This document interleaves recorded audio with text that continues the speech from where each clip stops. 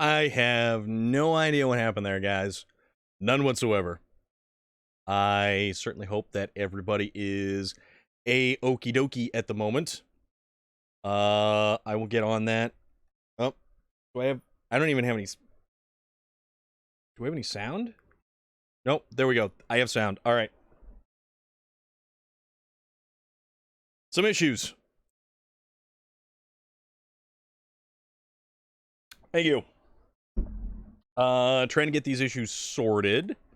We have also no sound, which again I have no idea what keeps going on. I gotta order the next capture card. Is basically really all there is to it. Okay, now we have sound. We have picture, we have sound, we have microphone. You guys can all see me, hear me, understand me, see my cranium floating about like a Terrence and Phillip cartoon. Sorry about that. That was very bizarre. Norman, hello. Nika Fernandez, how are you? Relic, thank you for stopping on in, my guy. Exactly that right there. Hypnotic Daisy, what is happening? Cadix, I hope your issues are getting resolved like these issues are. So, what's shaking, party people? We're back-ish? I'm doing alright. I am not, however, Canadian. For as much of a slightly different attitude that I have than most people, I am not Canadian. I am a New Englander true and true. I hate the cold weather, even though I live here all year round. And that is a thing that happens, so...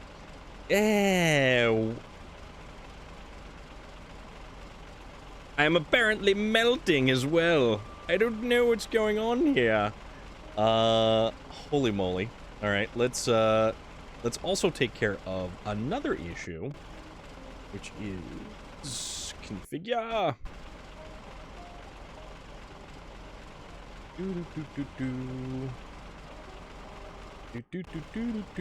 Canadian bacon. Ooh. That does not sound like a bad thing right about now. I would personally enjoy Canadian. Ooh, yeah. Ham steak. Ham steak. Steak and eggs? Steak and eggs would be good as well.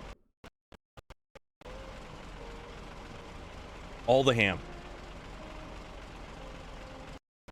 Alright, why did that do a thing? I don't know why it did a thing. Man, there's some weird tomfoolery afoot right now. I don't even know what's going on. There we go. I think we're getting stuff. I'm a little pale. Not that I'm not normally a little pale. But, basically, when the power goes out, things get a little... What the hell is it doing? Yeah, when the power goes out, things get a little wacky.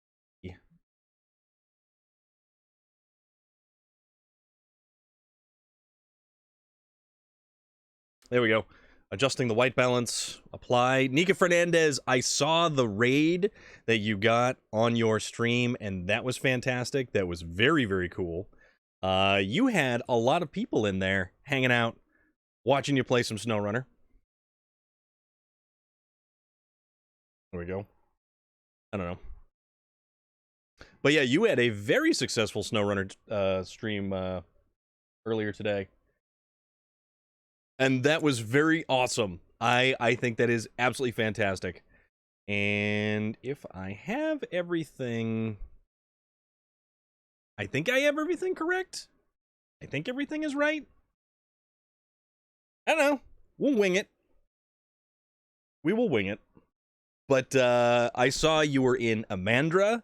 You were using the Tatterans. You were having a rather wonderful time of it. So that was very cool. I want to see. We need vehicle spare parts, which I think comes from the supply. Yes. We need 4 vehicle spare parts. All right.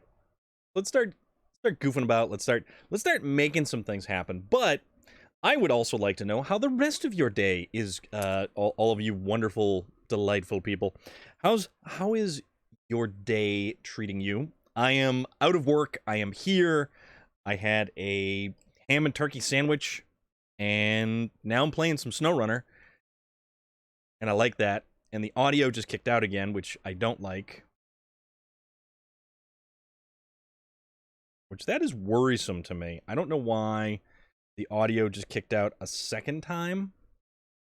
So man, this is like kind of fighting an uphill battle today, I suppose. Do that. Okay. We get the audio back. Everything looks to be... Yeah, okay. So I'm gonna go with things are a-okie dokie for the moment. And if things go completely pear-shaped, well, I guess we just gotta try again. Perhaps. Actually, why don't... Oh, wait a minute. Oh, I have an idea. Eating a corn dog, so you're happy. Relic, that sounds rather magical. A corn dog. That's like a typical... It's like a typical fair food. Like a town fair kind of delicacy. Come on, let's go. Run it up this hill. Perhaps, or something.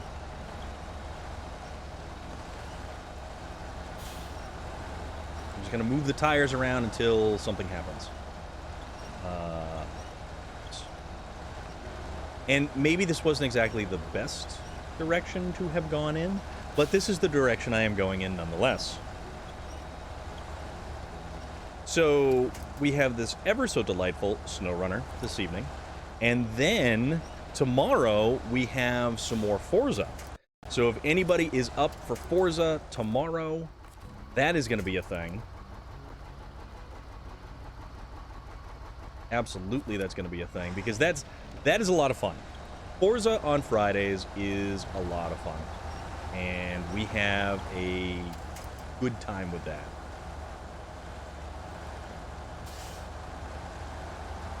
Actually, we could use that trailer right there, too, so we don't have to buy another one. Not that I'm really worried about money or anything like that, but I'm a cheap human being when it comes to trailers in this game. Ow. Wait. Food in general makes me happy. I had mozzarella... Oh. You had mozzarella sticks. I'm having many people with SnowRunner. Yeah. See, SnowRunner is a fantastic game. SnowRunner is the type of game that brings so many people together. It's a good time. It is a lot of fun. And I certainly hope that you continue playing SnowRunner, opening up the other maps, and we'll figure out, you know, another point in time if you would like my assistance in opening up more of the various other maps and completing tasks and doing stuff, because I love this game. I absolutely love this game. This game is fantastic and fun, and just it's too damn good. This game is too darn good. And I really, really hope that we get an additional season out of this game. Or not, well, season, but like a year. We get another year out of this game.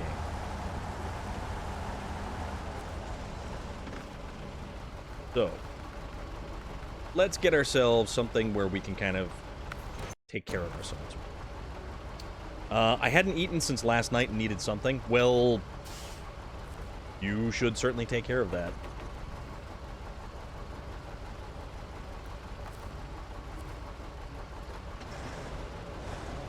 See if we can't refuel some of this other stuff back here.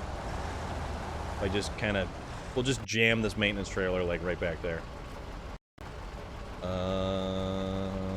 Let's see. Maintenance trailer into the Zix. Okay. We gotta go a little bit further. There we go. Maintenance trailer into the generator. Okay. Perfect. I don't understand why they put a trailer store right next to a generator spot. It doesn't make a ton of sense.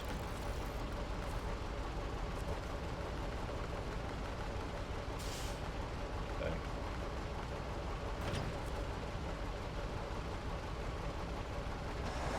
Because you'd sort of want the stuff set apart from one another, I would imagine. Trailer, turn on generator, and then detach trailer. Okay. So we've got that. Now we need 4 vehicle spare parts. We're fixing the service station. Actually, is that a task or is that a qualification race? Okay.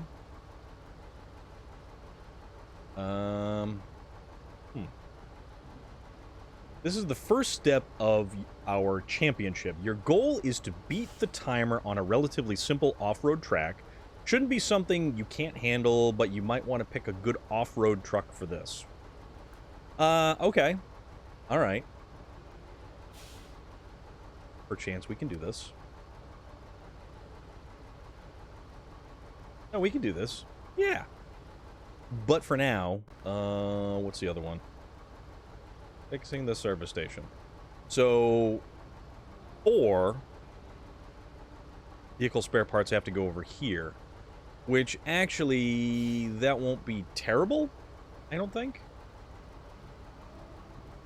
So I guess we can do that. Wife and daughter should be home sometime tonight as well. Awesome, awesome, awesome. Are they going to get all of the congratulations? I certainly hope so, because that was fantastic news that you did share, Relic. Let's see.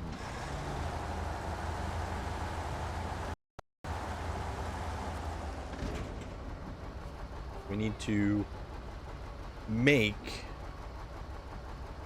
vehicle spare parts. 4 of those. And then there is... Yeah, there's this little trailer right there. So I'll go get that trailer. If you're not in a food coma. Okay. Oh, man. They come home. They wander in the door. You're just passed out on the couch with like Snickers wrappers and like Taco Bell bags surrounding you. That would actually be kind of funny. It's like chocolate sauce running down your face. Oh, man. You're thinking about lasagna. So, mozzarella sticks, corn dog, and then right into lasagna. I rather like the sound of that.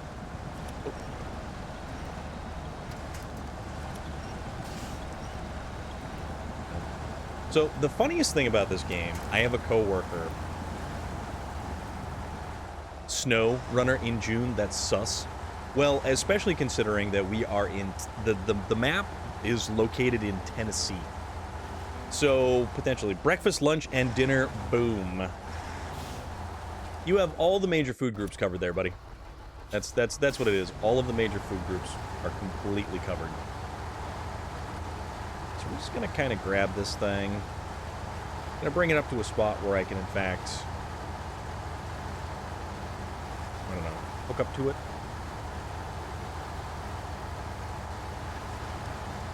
And then, okay. How are you, J.R. Strang? What is going on, my friend? What is the good word today? Today's good word for me is certainly SnowRunner, because it is our SnowRunner Thursday, so we can just kind of hang out, we can drive big trucks around, we can go through mud, and you know what? We don't have any snow here, we just have lots of mud. It is a lot of mud. Ouch. Also, this truck appears to have all of the turning radius of a battleship. Which is to say, it doesn't have a very good turning radius. You're playing Skyrim, awesome. Awesome, awesome.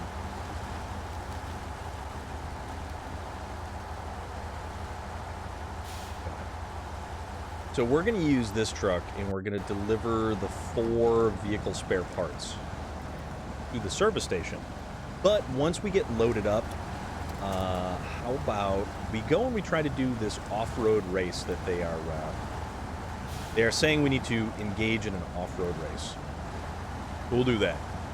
We'll make that happen. We'll see what this off-roading tomfoolery is all, or this racing off-roading is all about.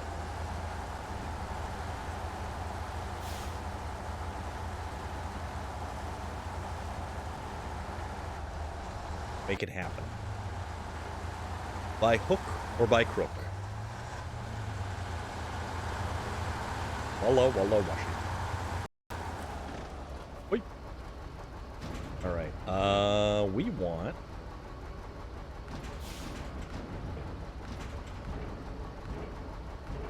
Okay, so we only have... Okay, so that stuff there, then on the trailer, that stuff there. So we're good. We are very good. We'll move on out of here. And then I think it is time to move to the garage. Where the hell is our garage? Oh, there it is. We're going to move to the garage. And we're going to try to see if we can do this qualification. Or this starting of the race right here. We're going to see what it's all about. Finally.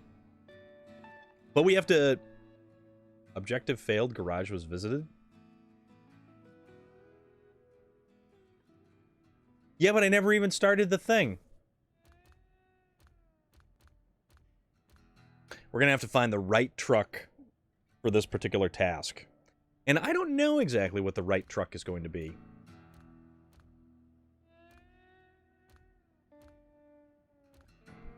Something fast. But off-road and capable. What do we want to use?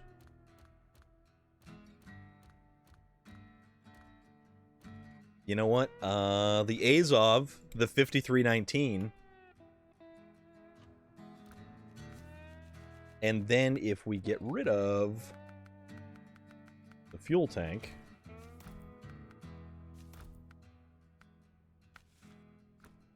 And we just run this straight up, just like this.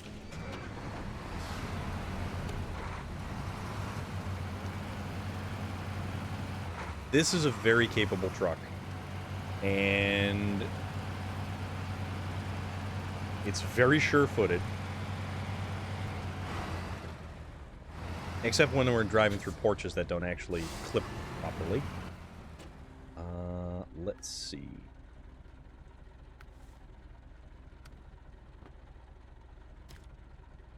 Okay, qualification race activated, so we have to go over there.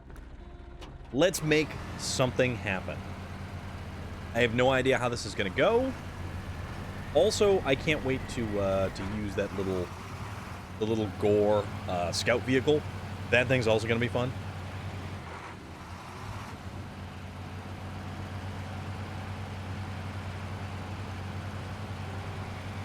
All right, but for now, let's get to that start-finish line. And let's see what this racing bit is all about.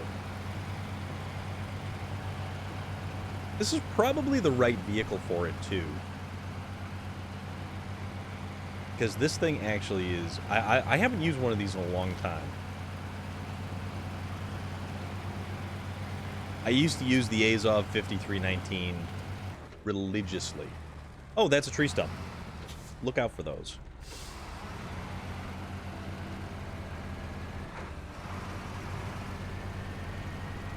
Yeah.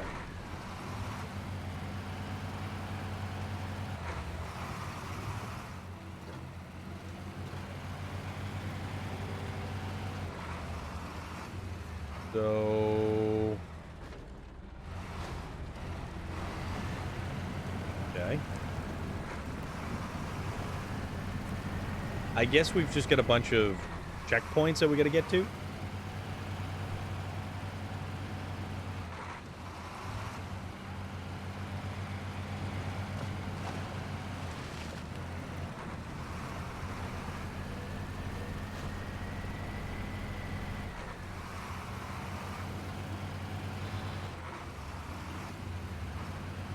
I mean, this is pretty straightforward, I guess, but...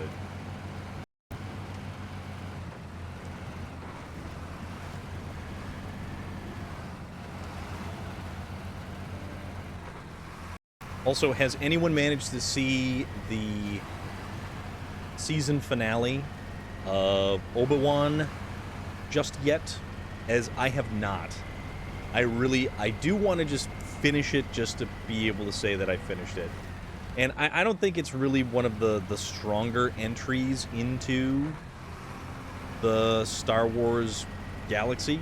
But unfortunately, that's not saying much because a lot of the other serialized shows like The Mandalorian or The Book of Boba Fett, like none of that stuff really seems to be a strong entry into Star Wars. But it's different. That's the thing. The key takeaway to that is that it's very different, and it certainly adds a different feel to Star Wars.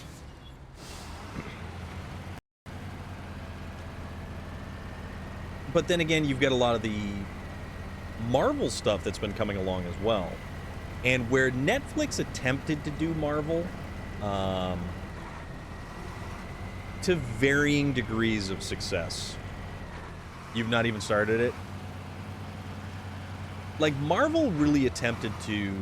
or Netflix really attempted to do Marvel good, but Netflix really only succeeded with maybe 2 of their outings. I really feel like Jessica Jones and Luke Cage were on equal footing. I'm not even looking at the Defenders, because the Defenders is the combination of all of them. It's just... I don't know, man. Like, Jessica Jones' first season, really great. But Jessica Jones' first season had David Tennant. And he is amazing in anything he does. But then Luke Cage, the second season, actually had a significantly better, a much better villain in terms of serialized television shows. Daredevil was probably one of the strongest of the bunch. Punisher was okay, but I sort of feel like Punisher is still a very one-dimensional kind of character. And while he definitely fits various different themes and tropes and everything else, when you're trying to make that dude more sympathetic than he really is, I don't know.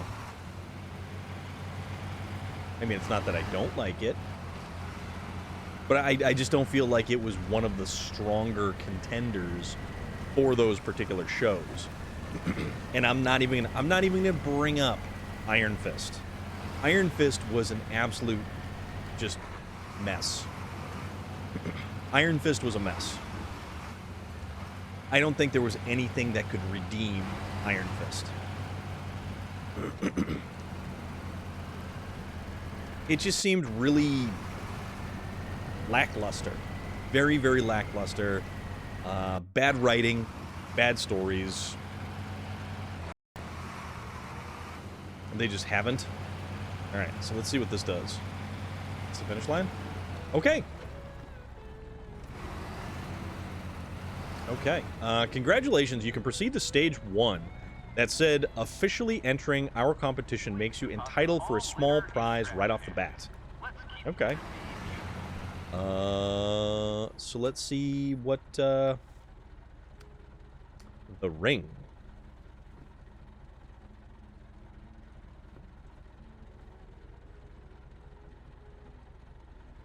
Oh, this should be fun. Oh, you know what I'm gonna do with this? You know what I'm gonna do with this one? I'm gonna grab this little fella right here. This is the one that I'm gonna use. Truck has been changed. Objective failed. Oh, come on.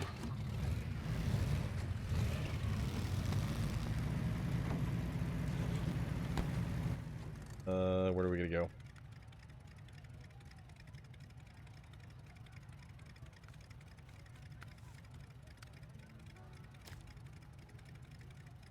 Oh, we gotta go back up. Alright, we gotta go to the left.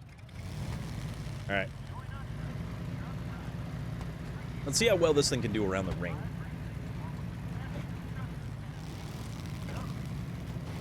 Oh, it's punchy. It's certainly punchy. So where is the start-finish line? Okay, so that's over there. Alright. See what we can make happen.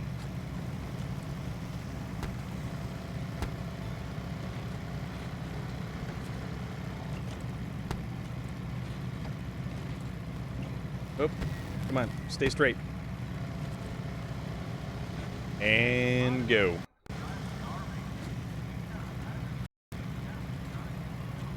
This is going to be an interesting track. I kind of feel like this will be a very, very interesting track on this game. It's not that we're doing anything dramatically good.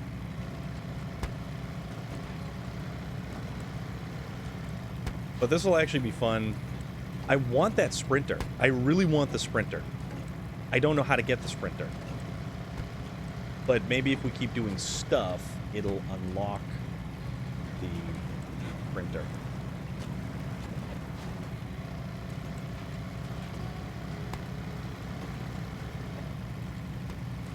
We're racing right now. We are racing.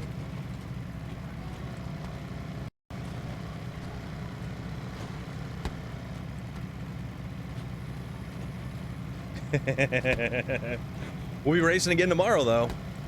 Maybe we will have more of the Peel P50s, or we will do more of, like, just some really random, goofy racing tomorrow with Forza.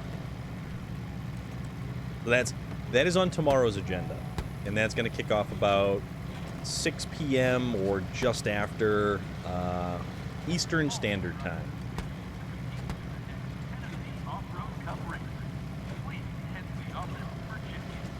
See if this jump is any good. Look at that. Avoid the mud. I like Bernthal and using D'Onofrio as Fisk. Dude, yeah. D'Onofrio as Fisk. He was incredible. He has been, hands down, one of the standouts of anything that they did. Like, he was really, really, really, really good. Like, way better than he had any right to be. And finish. Apparently something's happening there.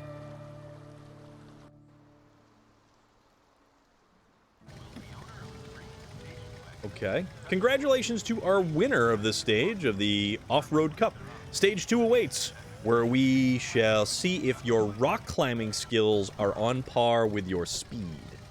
So, that's going to get interesting.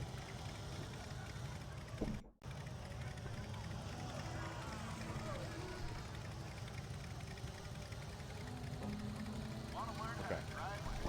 I like Bernthal as a character. He's actually in Ford versus Ferrari as Lee Iacocca, I believe.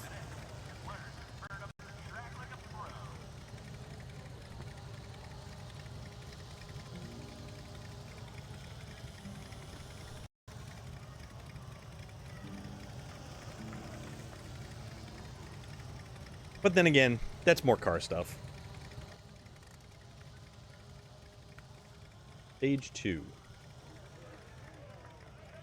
Consumables.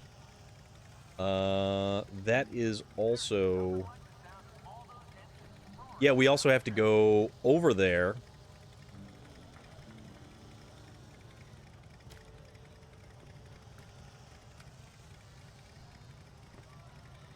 So deliver to the field workshop the Hummer, which is over there. Okay. That is... Extreme Climb. Stage 2 finale. Stone Pit. Extreme Downhill. Oh! What's this? We have something new. We have something new on the map. We have something new on the map. Racing Truck Delivery.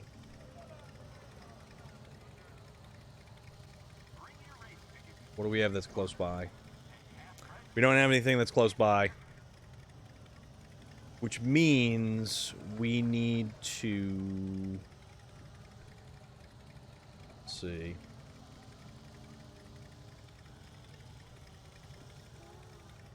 I think this is another big truck kind of event or situation. I like this. We're finally... I think that... So that must have opened up that particular task for us in that situation right there.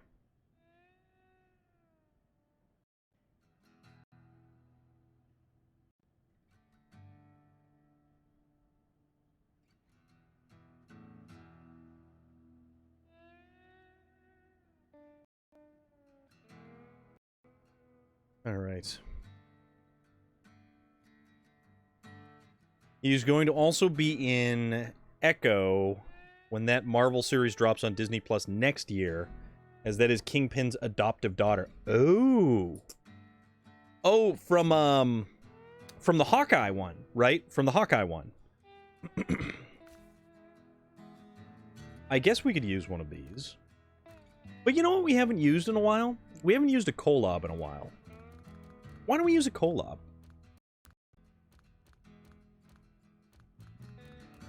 So that was the one from the Russian movers. Okay. No, that's cool. I liked her. She was actually pretty decent. I thought actually in that role and opposite of D'Onofrio as Fisk, that was actually like legitimately cool stuff right there. Where is our other Kolob? Because we haven't really used a Kolob in a long time. Oh, there it goes. We're gonna use this guy. We're gonna use this big old booger.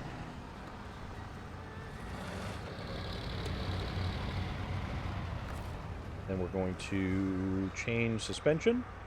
We're gonna lift the suspension up, and then I just gotta remember how.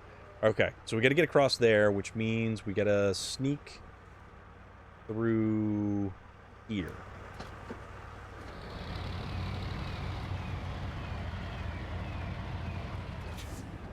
Alright, we'll make this happen. Hawkeye, I don't know, man. Hawkeye felt like...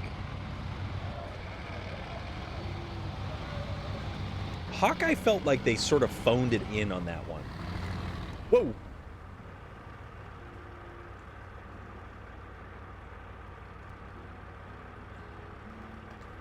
My bad.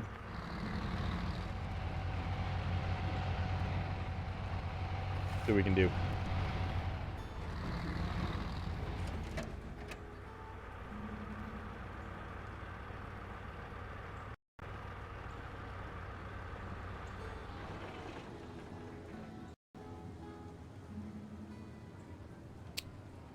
Yeah. How about that?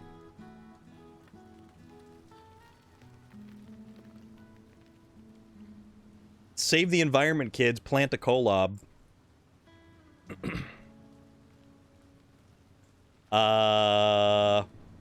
What's up, Ogrimmar? How you doing, my friend?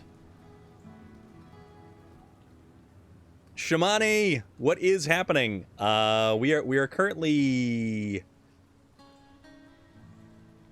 hung up on a tree, and by hung up on a tree, I mean to say that we are completely. They added Hot Wheels to Hot Wheeler to Hot Wheels Unleashed as a free DLC.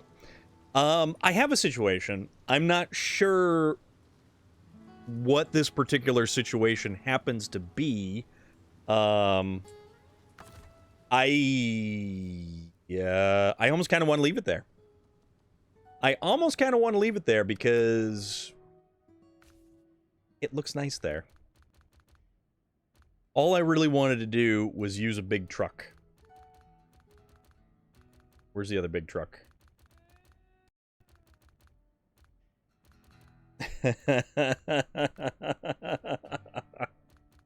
All I wanted to do was use a big truck. But apparently that is not going to be the case with that particular truck. Just to say I was doing the truck totem pole.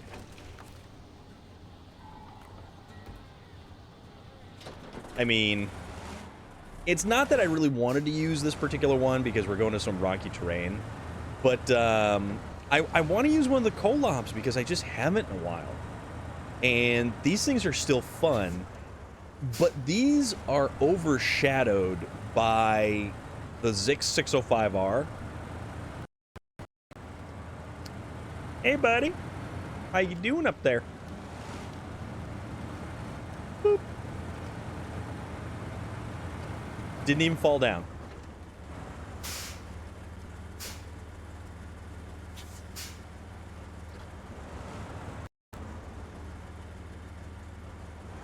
You know, I gotta take a I gotta get a I gotta get a better screenshot of this, if you will. So let's hit that wonderful photo mode, shall we? Free cam.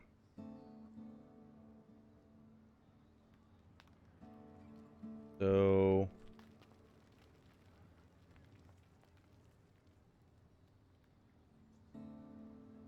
all right, you know what? Hold on. Let's get this guy out of the picture a little bit, or at least get his smokestacks out of the picture. We don't need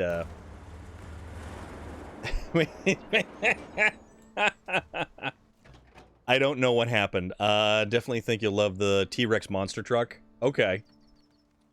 All the monster trucks are supposedly really, really fun in that game. Alright. Photo mode. Free cam.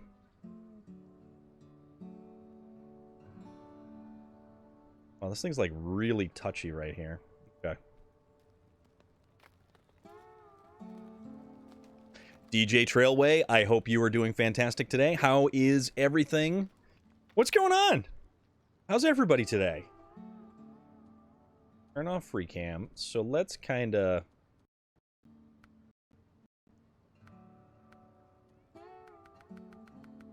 We're gonna get everything in here. Gonna get everything.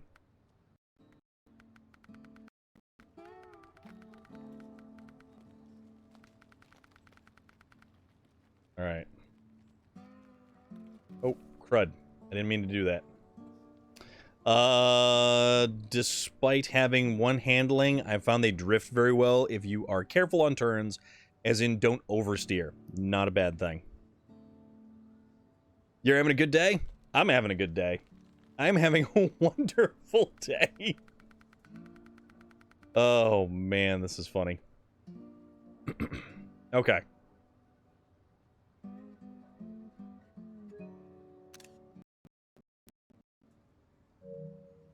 Alright, so why does... I don't know why it does that.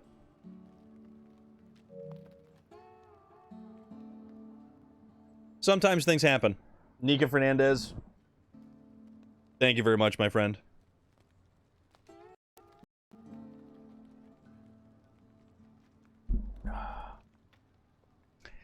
Sometimes things just happen. And, yeah. I have no idea why they happen, they just happen. That was not planned. That was just a thing that sort of occurred. Here we see the mating ritual of the kolob in its natural habitat.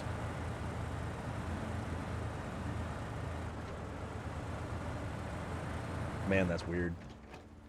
Alright, so where are we going? We are going here. So then we can bop about over to here to get the racing truck delivery. Because I really, really, really want to get that truck. And since I have found that truck, I am very excited about getting that truck. I just actually was not aware of how you went about getting that truck until apparently it seems you need to complete stage 1 and then you can get the contract or the task for recovering that truck, or I'd imagine that it's recovering that truck. So let's see if this thing actually does any good, or if I made the mistake and I should have realistically brought, like, the Zix 605 out to play and made quick work of it. I don't like using the Zix all the time because it definitely feels like I'm cheating. And not that this kolob makes me feel like I'm cheating or not, but things happen. Okay. Alright, so this is where we're going to try to cross over. Hopefully this truck actually does okay at any of these little water crossings or stuff. Also, unrelated side note, well, tangentially related side note. I have a coworker who has the Xbox. And with the Xbox, you can do a lot of cloud gaming. And you can do it right from the work computer. You know what? Actually, that is the most ironic and fairly comical thing when discussing cloud gaming. Because as I'm talking about clouds, there is an absolutely different kind of cloud that just came in. The cloud. You know what? I did, as a matter of fact, Zorshix. The cloud, how are you? How is everything? El Hala, what is going on? Yes, I was just about... I was telling a story about cloud gaming. Slightly different cloud gaming at that. That's funny. Okay. That's really funny. How's everybody doing? What's going on? What's happening? What's new? What's shaking? Thank you for stopping on by my wonderful tiny little corner of the internet. And if you didn't know, that thing there says that I'm this guy. I am Storm of Iron. And those are some wild emotes that you guys got going there. And there we have a wild mountain lion. And mountain lion, yes, we did happen to say SnowRunner. We play SnowRunner here, believe it or not. See, I knew you were going to say that, my friend. I knew you were going to say that, and it is so good to see you. And all of you raiders coming on in and spamming those ever so delightful emotes. So good to see you. How's everything going? How was your stream? And I'm going to take a stab in the dark. Gonna kind of take a little stab in the dark. And if I'm right, SnowRunner, yes, and there's SnowRunner right there. It was an educated guess. I'm not psychic. I don't have ESPN. Thank you very much for coming on by and hanging out. Intimidator. Okay. That is also a very... You guys have some awesome emotes right there. That is cool. I am currently in the process of attempting to get my way over to this area right here. And yeah, we're attempting to get, and if you can see it right there in the map, and then there's this little task that's called Racing Truck Delivery. That's what we're going for. That is the general idea, or at least the theory that we're functioning with, or at least minimally operating with. So there's, you know, there's stuff and things. But how was your stream? How was your adventures in SnowRunner? Are you a new player? Are you an old player? Are you in Tennessee? Are you in Alaska, Michigan, the Yukon, Wisconsin, Maine, the Dawn region? Whereabouts are you adventuring? I love this game. This game is hands down one of my absolute favorite games of all time. I have played this game since release, and it's fantastic. It is absolutely fantastic. We have entered year 2. We are on DLC number 7. They only have one more DLC announced for this. We don't know when it's going to come out. Probably towards, you know, another couple of months, possibly. I would absolutely love to see another map like Amor. Amor was one of my hands-down favorite maps, even though a lot of people probably think it was nightmarishly difficult. I had some of the most fun in Amor assembling a rocket, getting all the components together, and finally actually launching the rocket after a great number of issues that we had along the way. But you know what? As always said, it's not about the destination. It is, in fact, about the journey. I did test to see if the rocket could float, and we had mixed degrees of success with seeing if the rocket could float. And Mountain Lion, tongue-tied. Mountain Lion, thank you for bringing that up, because that was truly some of the most fun that I have ever had in that game. It was difficult. It was, you know, a situation that required an extreme amount of patience at times, but we did it. We managed to, yeah, we managed to make magic happen. How? I have no idea. No idea.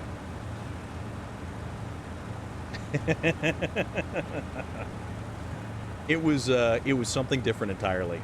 But being able to recover the rocket on the trailer from Amor was just, that was nuts. That was,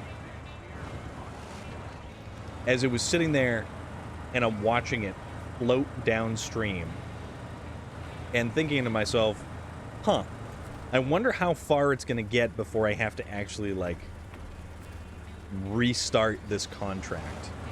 Because that was no small amount of, even just getting it to the river and getting it in the river and watching it float down the river,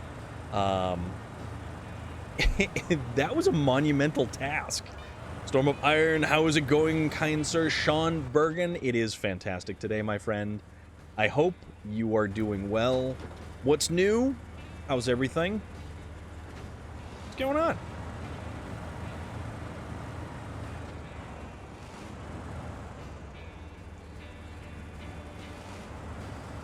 What is that noise?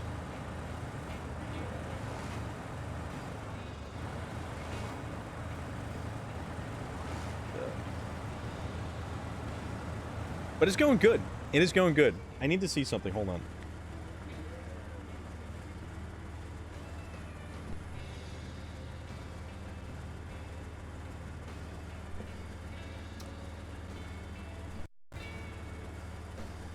For some reason, my Alexa device had decided to start playing the news. I don't know why. That was very unusual. I am splendid, absolutely perfect days in my neck of the woods. You know what? That's awesome to hear, and I am very, very glad that things are going good for you, my friend. Things are good here. Things are really, really good here. It is 80 degrees outside, 80 degrees Fahrenheit, which I forget what that translates to in non-Fahrenheit. Celsius. All right. So I think I saw 82 degrees, which is 27, almost 28 degrees Celsius for everyone else who is not a dumb American. Oh, man. I'll own it. That's fine. All right. So we gotta go. We gotta make it to here. So we'll set that little thing right there. And I may have chosen the wrong truck for this particular task. This is probably not the most intelligent choice that I've made. But then again, when do I ever make an intelligent decision or choice in this game? Left. We go to the left. There was never an intelligent choice made. But why would we want to? Dumb American here too. I googled the crap out of everything. Yeah. Google makes it really easy for conversion charts. It's like, oh, what is this phrase in a different language? Oh, what is this simple conversion? From Fahrenheit to Celsius.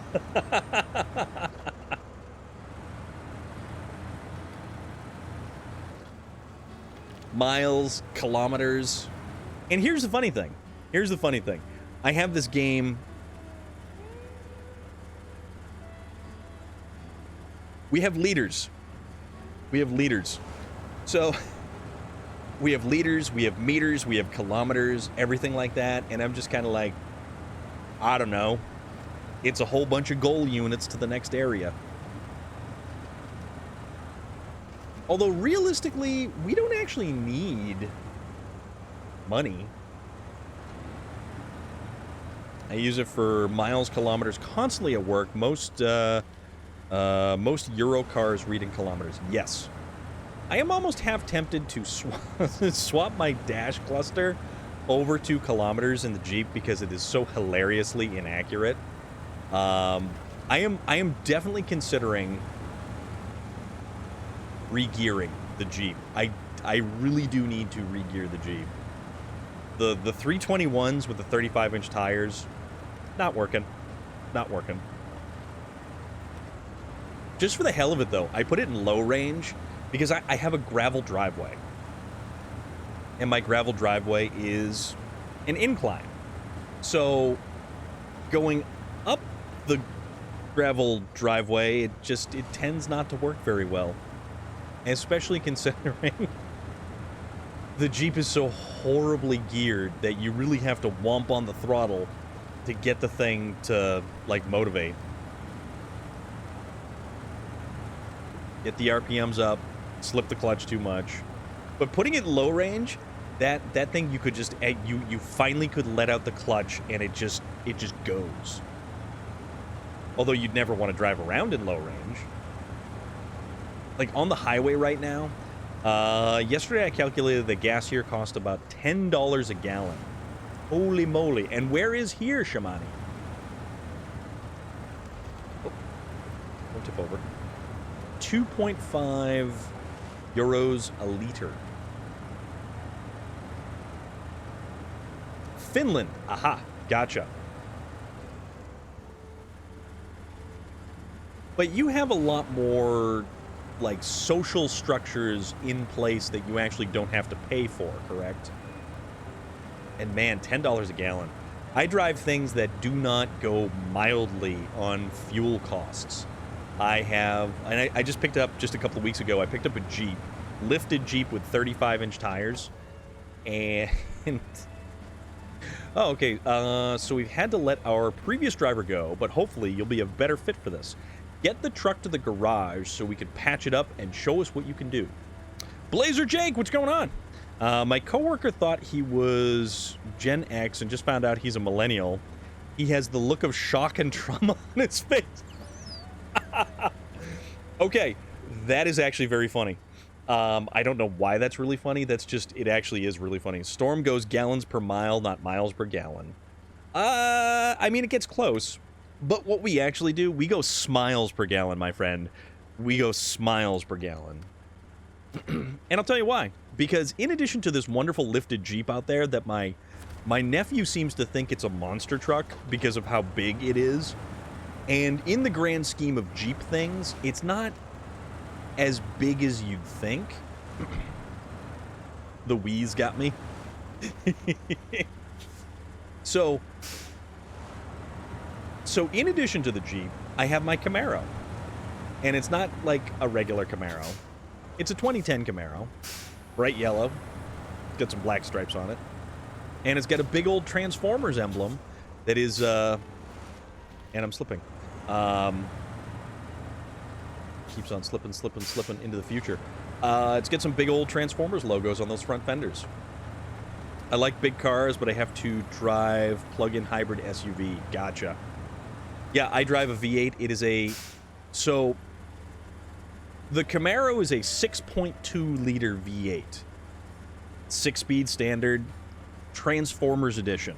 So, it looks kind of like Bumblebee. My Jeep, however, is a 6-speed standard. It is a 3.6-liter V6. At one point in time, when I had 3 vehicles, let me give you the spread on the engine size. When my smallest engine started at 5.7 liters, it went from 5.7 liters to 6 liters to 7.4 liters. So, yeah, that was a thing. That was a thing. All right, so let's get this guy. And let's see if we can't just haul him up and over here. Oh, okay. No, this is good. Oh, that thing looks cool, though. Oh, I'm excited now. I'm really excited. I'm very excited. This thing looks cool, and I'm going to have a blast driving it. If I don't kind of destroy it on the way back over. But no, that's okay. Nope, nope, nope. Where do we gotta go? Well, we kind of gotta go back here. That's the field workshop. So we gotta go to the garage over here, which means we need to kind of get it back around over here. But yeah, so 5.7, 6 liters, and 7.4 liters. I had a very interesting range of vehicles at one point in time. But then again, I do like my my big old American V8s. So that is a thing. Come on. Get up and over. Up and over. Up and at them. Up and at them. Bingo. Yeah, I'm not exactly going in the best direction.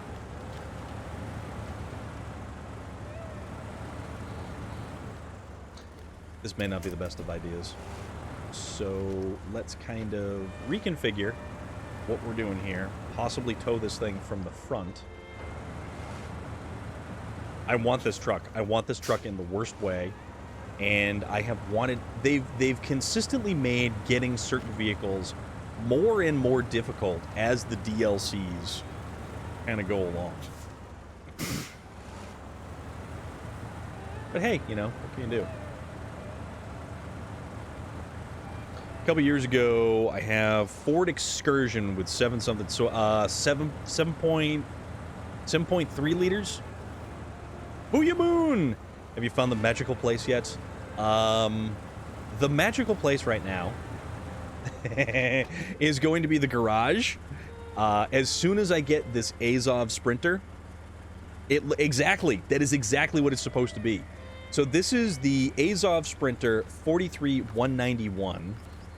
Which happens to be, like, so Focus Interactive, I believe, is coming out with a Dakar, like a Dakar rally game in the future at some point in time. And I think this is their way of introducing the SnowRunner population to stuff like that.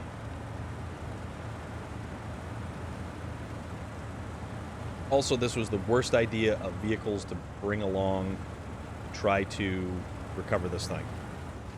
I can't wait for Dakar, and I have the same theory. Awesome. Yeah, and I think that's kind of why they decided to do the whole, like, co-op idea, and... Uh-oh. This may not be the best of ideas either. Yeah, exactly. Exactly. And honestly, I hope we get a year 3. I really, really hope we get a year 3, but I don't feel like... Uh-oh. Hope Dakar has an Unreal Engine. Oh, yo, that would be so amazing. That would be so cool.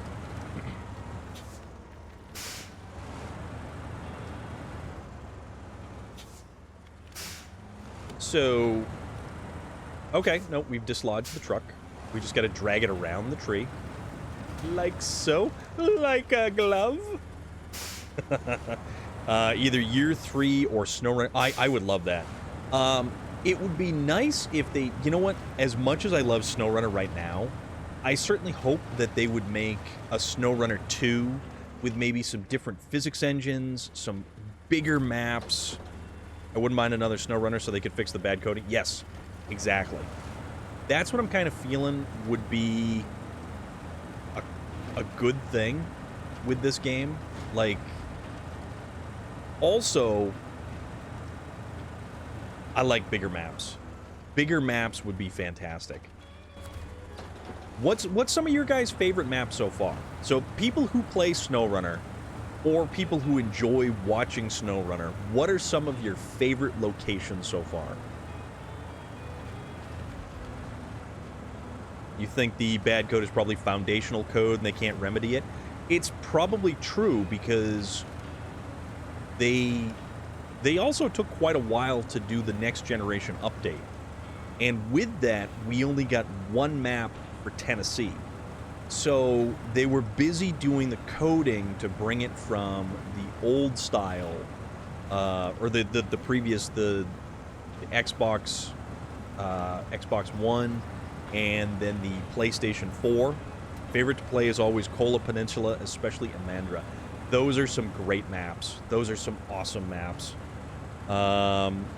When the developers put report any bugs, you know something is suspicious. Yes, for sure. Still having syncing issues in co-op. It's disappointing as well. Yeah, I wish the co-op was better. Yeah, second is like a more. I like Lake Coved because it's the only map in this game where it gives us the Aurora Borealis overhead. And it's just, it's so amazing to look at. Like, the night skies in this game are incredible. And even if they keep some of the same graphical quality, I know some people are unhappy with some of the graphics in this game, but I think it's beautiful. I think it's absolutely beautiful. Yeah, the first time I played, I was stunned at the sky, right? It is shocking when you first play Lake Coved, and that was all of our first experience with, like, DLC. You know, that was the first DLC for this game. We had Michigan, Alaska, Tamir, and then Tamir added the Rift, and then we got Lake Coved. The detail on the trucks is great as well. Yes, I like the fact that we have trucks that are all, you know, accurate, completely accurate. I like big cars, and I cannot lie. You mini drivers can't deny. When a car pulls up with a cold air intake and some leaf springs in your face, you get sprung. You're not wrong, Relic. You're not wrong, and that's fantastic.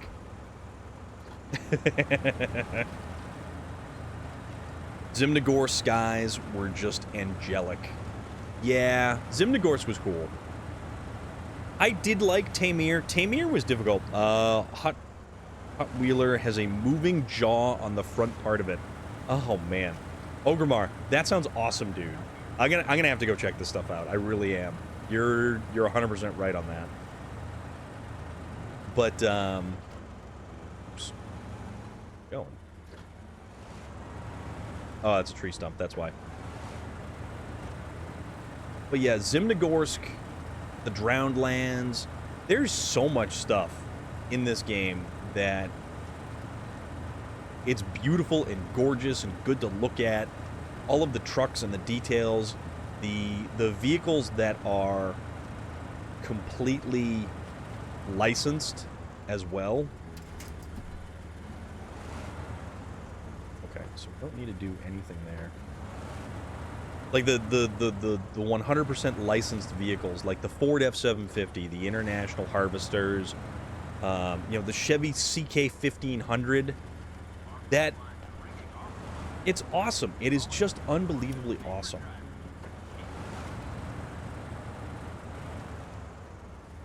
The devs also did a great job of making each region unique. They did.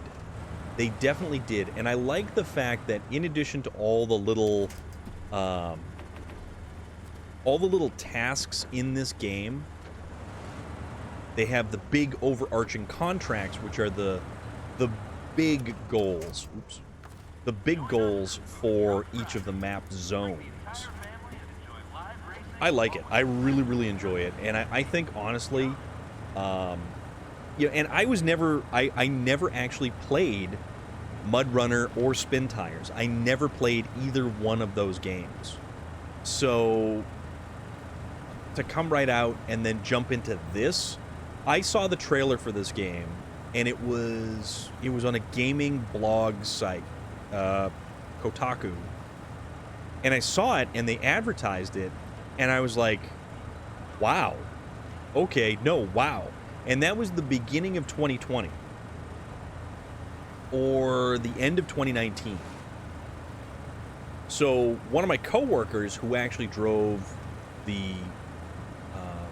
and a friend of mine, he drove a car carrier, and it was a big Peterbilt with a car carrier body on the back end of it, and he saw the preview for this game, and he was like, wow. Grim Reaper! Thank you so very much for the follow right there. I really appreciate it. Thank you very much. How was your day going? Mine's going pretty good, because I am here, I am not at work, I had a ham and turkey sandwich earlier, and I'm feeling pretty good about myself. Not gonna lie. Also, I can't stop thinking about 456 gears in the back end of that Jeep. But then if you're gonna... So here's the thing, though. If you have a vehicle, like a Jeep, runs with poo, kind of. You finish this map? This game is fantastic. I completely agree with you, Grim Reaper. Runs with poo, I am kicking an I'm dragging an Azov, is what I'm doing. I am dragging an Azov around, and I am attempting to get it back to the garage so we can then use the Azov Sprinter, which is that little guy right there, basking in the green light of all that is awesome.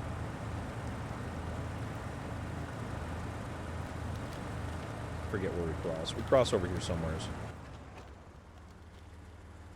Yeah, cross right there. Although, yeah, let's just keep going. Do you have a favorite truck, Grim Reaper? Or are you a fan of a particular brand or manufacturer? Nika Fernandez, I am still going on this map. I am still going. Runs with poo! Thank you so very much for that follow.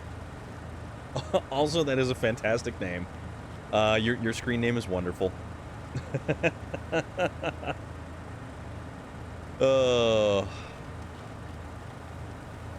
You run any mod trucks? I do not, actually. So here's the thing.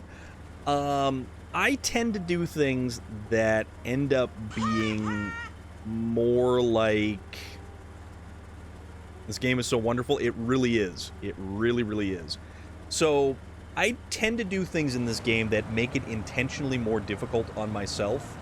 So, I almost kind of feel like mod trucks, don't really need them. We're gonna soldier on ahead, doing everything the difficult way. And it's not to say that it's not the fun way, because boy oh boy have we had some laughs in this game.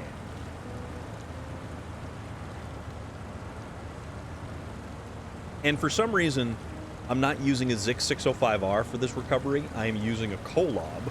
And we were using the other Kolob, but we had a slight issue. And it sort of did some stuff. There were some minor issues with that. It drove straight up a tree. These trucks can't get out of their own way. And yet, the other Kolob, the flat-nosed Kolob, was able to climb a tree with more manual dexterity than like a flock of chimpanzee. And I don't know if chimpanzee come in a flock. For all intents and purposes, at this particular moment, they come in a flock. Grim Reaper! Thank you so much for the cheer, my friend. Really appreciate that.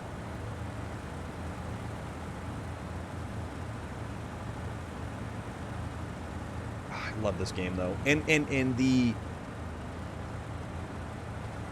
modded stuff, I don't know, sometimes you find mods that are a little bit Storm, tomorrow I won't be able to be on your stream. You work at night. Nika Fernandez, that is totally okay. That is totally okay. We are going to be racing in Forza tomorrow night.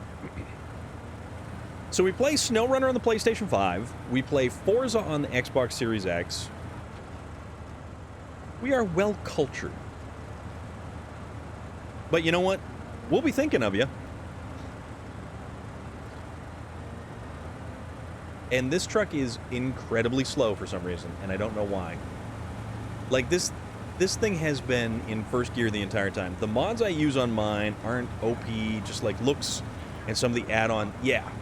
See, that quality of life type stuff, I can see. You can also get various different, like, things that just make it slightly better with trailers and other stuff. Alright, so I gotta go over here. Where is our...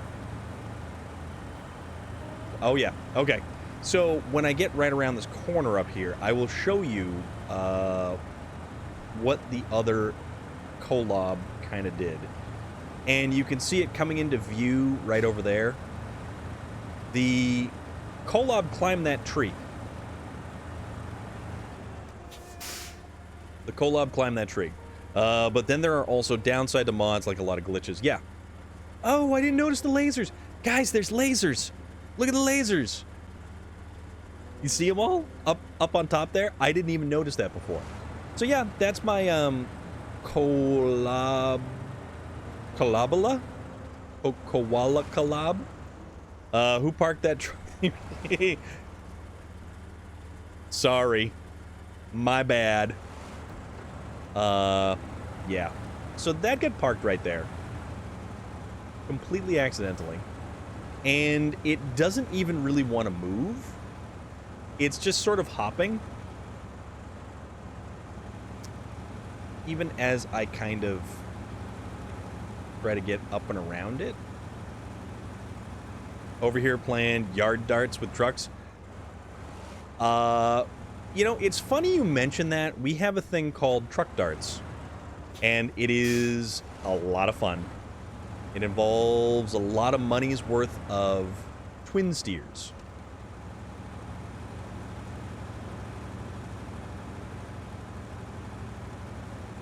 Can we kind of do this? Oh, there we go. There we go. We just had to, and see, it's still there. I think I'm going to leave that there for the time being. Uh-oh. Well, this ain't good. Yes, exactly. Exactly. And I have apparently kind of... Oh, no. No, no, no, no, no, no.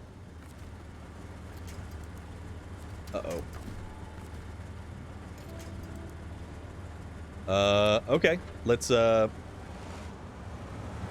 we go. That's what we want to do. Shake and bake! Shake and bake indeed. That's right. We're just gonna drag this thing off.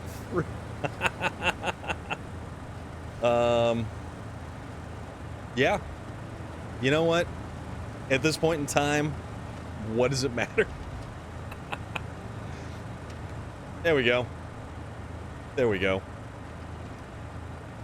We just gotta get it around back. We're gonna take the casual stroll around back here.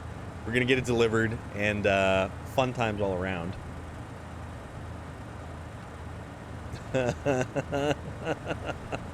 I really want to use this truck, I'm not gonna lie. Come on, let's get there. Oh, it's got cool mud flaps on it. Hey, look at that. All right, racing truck delivery. Now we're definitely on our way to the first place. Take our best truck and lead us to victory. We will, and we shall, and we can.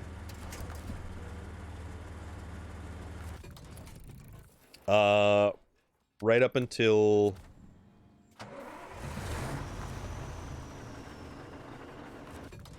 Okay, so we have managed to get all of the upgrade parts for this truck. We did completely and fully explore this entire map.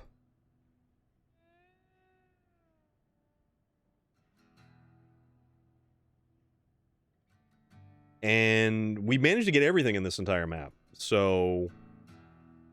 Oh, I have soda. And you know what? You know what's really good? Canada Dry. Blackberry ginger ale.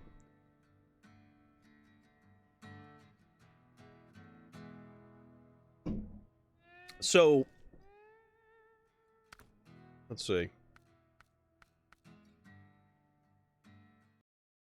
Let's kind of pop over here real quick. And Grim Reaper, I can show you what Truck Darts actually is. So you see all these little fine little characters. Oh, those are all caterpillars. Oh, we want this one. All right. We want a Western Star, 6900 Twin Steer. We also want it to be the afternoon, so we have all of the daylight. We've got all of these trucks lined up, and you'll notice right above me over here, there is a... what is that? There's probably about 10 or 12 of the YAR 87. They're really useful because the back of the truck, where you would have like cargo doors, is completely flat. And I found that they stand up. But these trucks don't need to stand up. All these trucks have to do is go fast. Oh yeah, there's a thing I forgot to do. I gotta work on that. And it's almost like they built this particular area for doing exactly this. And Pogo! Oh, we body slammed him. Look at that. We did good. So, we have our distance marker here. And if you'll see, this one right up here is the furthest truck that has been launched. So that's our distance marker right there.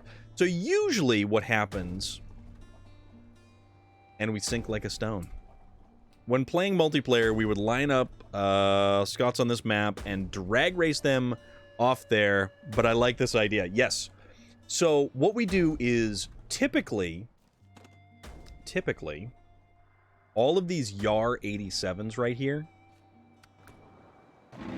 So you see the flat back on them?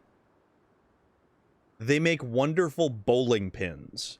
And what is that? So we've got 10 of them, and we line them up like bowling pins, and they're all standing straight up. I'm going to try to reset this over the weekend, because it actually takes quite a bit of time, because you have to use a winch and a crane, and you have to manually set each one of these things up.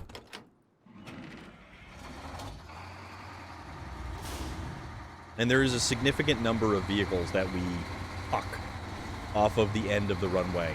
And it is a completely good time. So yeah, we've got stuff that we have fun with. We have fun with it. Back to Tennessee. All right, let's go upgrade this Azov Sprinter because now I'm really excited and I really, really want to see what this thing can do. Let's see.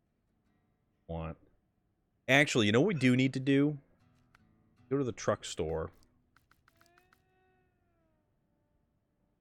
Go all the way over here. Actually, I want to read. So this one's the Gore scout vehicle. So originating in the early 60s, the BY-4 is certainly a product of its time. Easy to produce in bulk and affordable enough to satisfy a growing need for personal transport all across the Union, which makes it only natural that somewhere someone had the bright idea to replace the original micro engine with one at least twice its power, fit the chassis with numerous protective moldings and aerodynamic vents, and put the end result on an actual torsion bar suspension. So that's the other one right there. Now we need to find where this other one is in here. This is one of my favorites there, the Zix 605. Is it an off-road? I don't know if it's gonna be an off-road or what.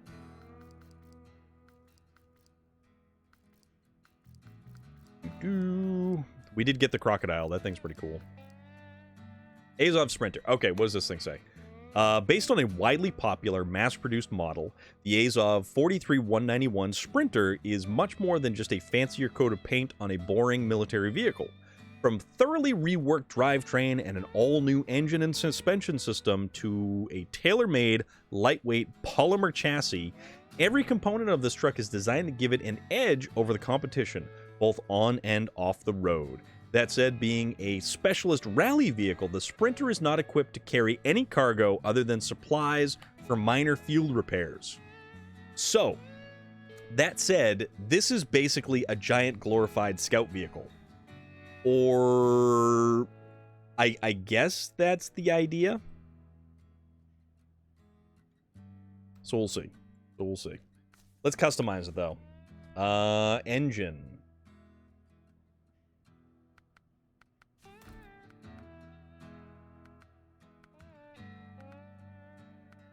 Which one's better, though?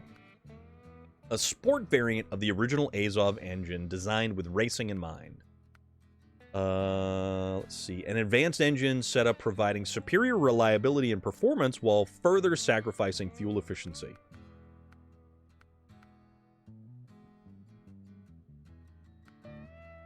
And then this one is a fine-tuned version of a common engine offering higher power output and durability at the cost of higher fuel consumption. Yeah, but... No, it's gotta be... Yeah. This one. We'll go this one. Okay. Gearbox. We want... Well, we do... What's a sport gearbox?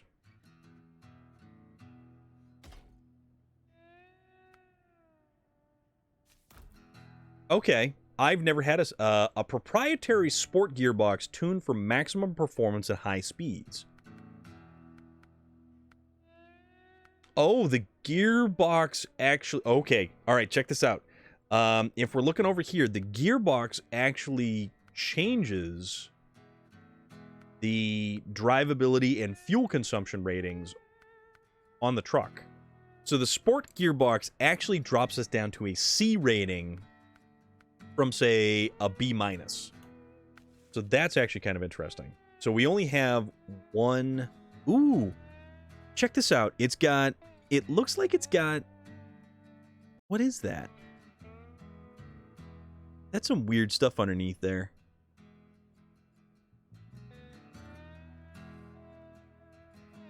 Remote reservoir shocks with, you know, big bump stops. Man, this thing... Okay, this is cool.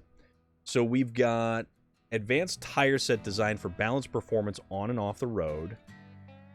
So its mud performance is excellent.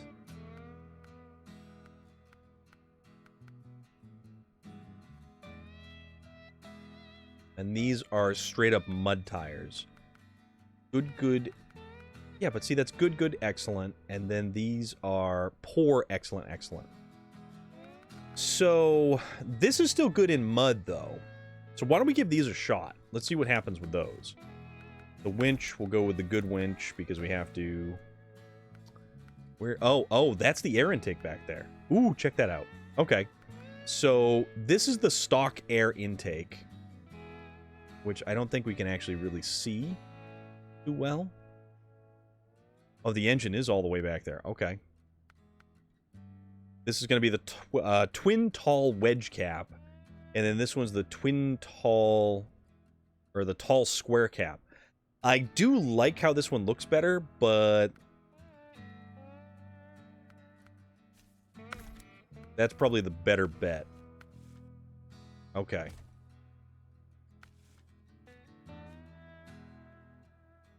Oh, wait a minute. So we can actually get rid... Okay. No, check this out. We can actually get rid of internal supply storage, 150 repair points, and 50 liters of fuel. So that's actually kind of interesting. That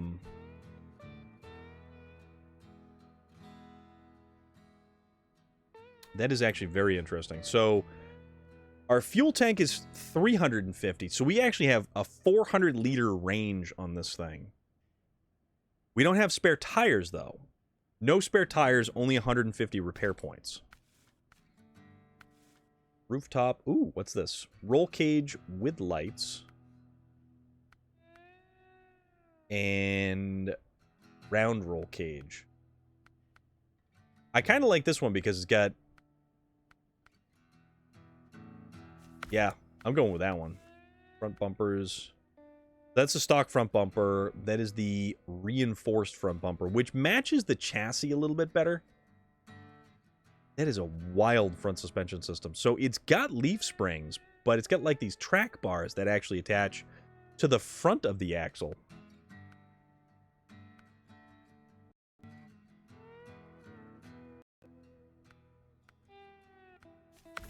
Yeah, we'll go reinforced.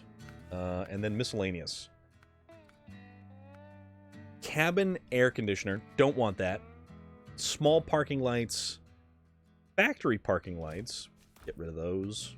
Make it smooth looking. Or smooth. Stock horn. Angled sun visor. That's just kind of... That looks like a piece of sheet metal just kind of like riveted in place. Dark slant. Okay, that's not bad. Dark down. Huh.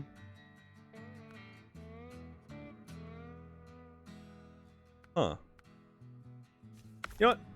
Yeah, we'll go with that. That's the only style of wheels we can get. And then we have one specialist kind of paint scheme for this thing, which is the racing livery, which I guess we kind of got to go with because that's sort of what the motif of this truck is for. It does not look good in any of these solid colors. Like, it just... Solid colors on this look kind of hideous because it's a lot of color. It's like a slab wall of color. But we can do... The white and blue is nice. That is kind of disturbing. That makes me think it's minty. Although that is very... You know what? I like this.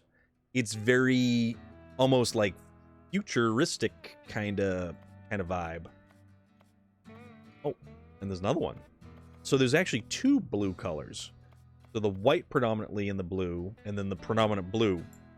A-Team, a little bit, Polankas, a little bit. You know, you're right. You're definitely right on that one. I like that color. I am a big fan of red with black. But these are a lot of grays and stuff like that, too. But I think what we are going to run with, though, is the racing livery. But thank you for that. That's a very, very good observation. Accessories. How about we just kind of put...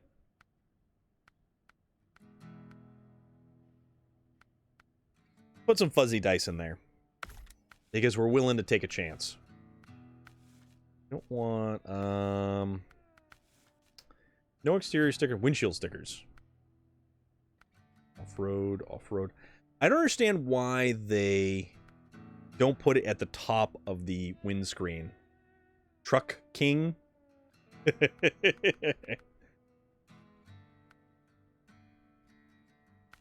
Nah. Bobblehead.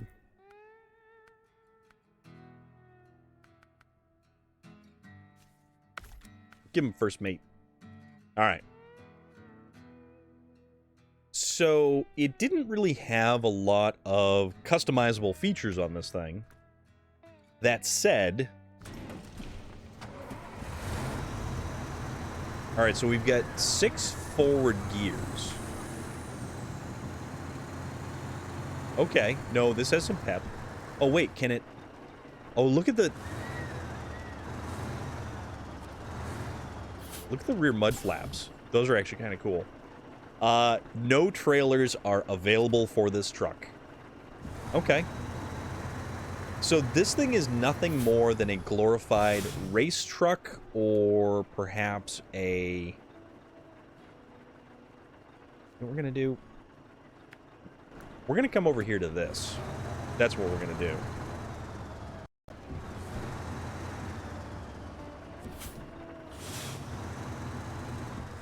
I want to see how this thing does. I want to kind of just, like, chuck this thing around the track a little bit.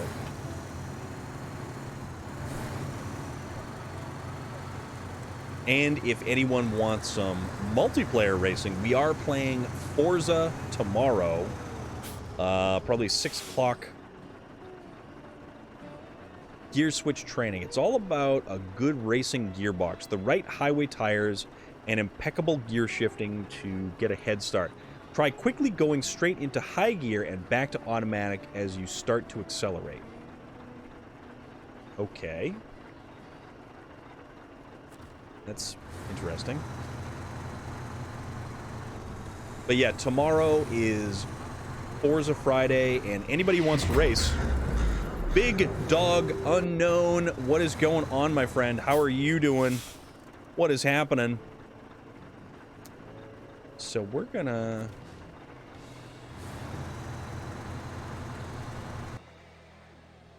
You doing good? That is fantastic to hear.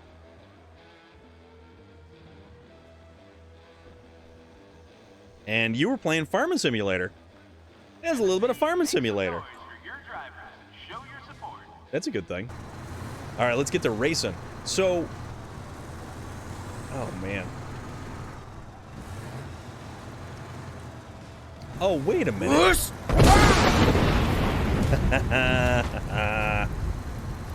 Mountain Lion.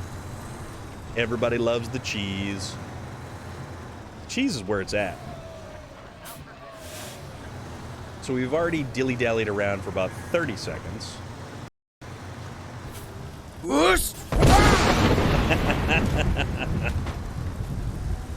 Alright, so we have 6 forward gears. This is actually going to be interesting. We'll see what this does. Why, thank you, my friend. I do appreciate that. Oh boy. Oh boy. Okay, this thing's quick. This thing definitely steers a little bit weird.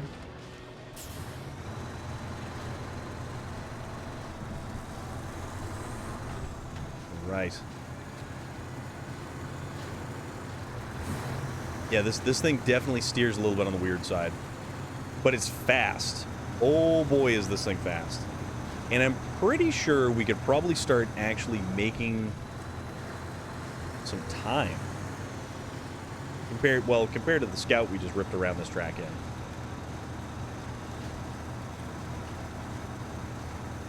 Okay, I like this. This thing's cool.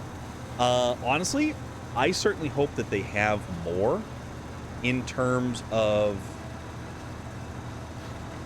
off-road racing style trucks. You know what? I know it would never happen because the physics engine just probably would cry if it tried to deal with it. But Baja trucks. Like Baja, the Mint, King of the Hammers would be wild. But like actual dedicated... Whoa! Alright, that was a really nice jump. Like dedicated racing trucks would be pretty cool. Instead of just the one.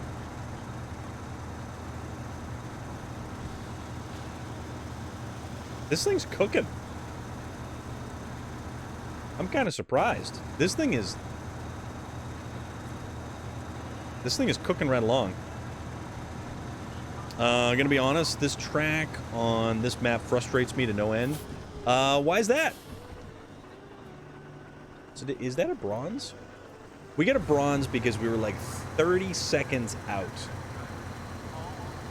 It's not bad. I wish it had some different banking. It's a little strange.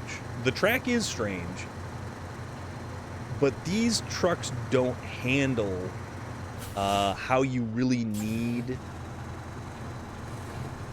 like an actual racing truck. It's a racetrack for high performance trucks, but there's You're right. Okay, so had we actually started when we were supposed to start, we probably would have been able to pull off a silver. But that's okay, though. That's okay. All right. So let's go over... What is over there? Wait a minute, what is that? Oh, that's the GMC Brigadier. And, oh yeah, okay. No, we want the Tega over here. Like, I get it. It's a SnowRunner map, but it's a racetrack. There's machines to maintain those. Yeah, no, you're not wrong. You're not wrong. It's a very strange... Oops. So, coming from something like Forza, and we are racing Forza tomorrow, and we actually do a lot of off-road racing in Forza. But it's such a weird feeling because the trucks don't slide how they should. The trucks don't grip how they should. They don't break traction how they should. And it's a very strange sensation overall trying to take one of those things around this track. Because they're really not set up to... Like, it's more like they should be on rails just kind of going around the track. All right. Oh, yeah, that's what we were going to do. We were going to... Fixing the service station. This guy right here. So we're going to do this one. We're going to haul all of this cargo with this truck over here. And then from here, we'll start working on, you know, some other stuff. But we're going to use our Tega. And we're going to bring... Wait a minute. What do I have? Vehicle spare... Okay, nope. It took me a second because I was like, wait a minute. Do I actually have vehicle spare parts? What is it that I actually have?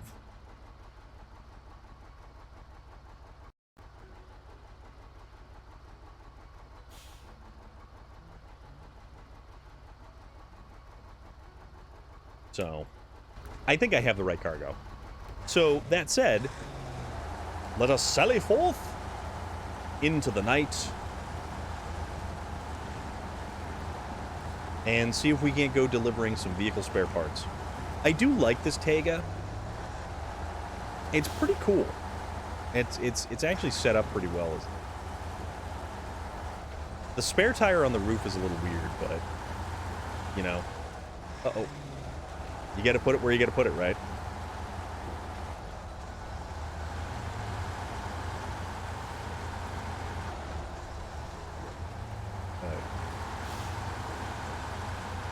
Now, if we don't actually dump any of this stuff all over the place, it'll be a good night. It'll be a halfway decent night. But then if we didn't dump this stuff all over the place, it wouldn't be SnowRunner then, would it?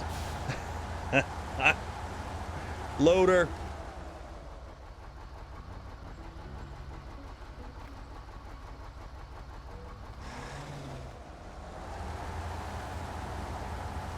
Thank you. But yeah, it wouldn't be SnowRunner if we weren't just ditching cargo like all over the place, making a mess of things. But then again, that's kind of our MO, making a mess of things. It's actually not a bad one. That is the temporary replacement for my other mug, which is in the video clip there. This one is the Valhalla Java Odin Force Blend ceramic mug. And I don't think they make this one anymore. It's one of those ones that, like, it's actually like a limited number. And it's huge, too. It's a huge mug. I like this mug. It's pretty cool. I got it for Christmas a couple years ago. A couple years ago, I got it for Christmas. All right, I think I'm going the right... Yeah, I'm going the right way. So we'll just bring this over here, then we'll kind of come up and around, and then we'll dump it off over here. That is the plan. That is what we'll do. They have a new Valhalla Java mug on the Death Wish website, and I don't like the new logo as compared to the old logo. The old logo was a lot cooler, I feel. The new logo, it's more kind of very basic. Very basic.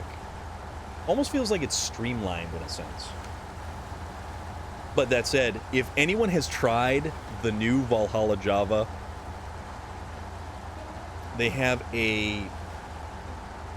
it's supposedly blueberry and vanilla. And it's like a limited time flavor.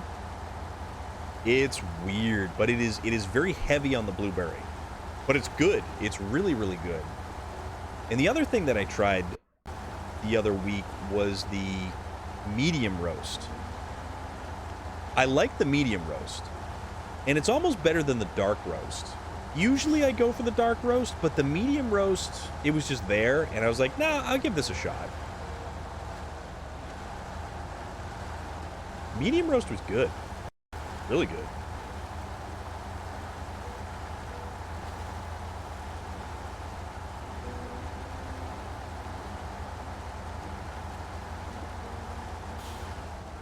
Then again, I'm a sucker for good coffee. Actually, honestly, it doesn't even have to be good coffee. Who the hell is that? What? It just has to be like halfway decent coffee. Like moderately okay coffee. As long as it's loaded with caffeine and basically keeps me from lapsing into a coma, I'm kind of okay with it. It could taste like dirt water, because usually most coffee does taste like dirt water. And I'm fine by that. What? Damn it, damn it, damn it, damn it, damn it. Bobby? Hank Hill.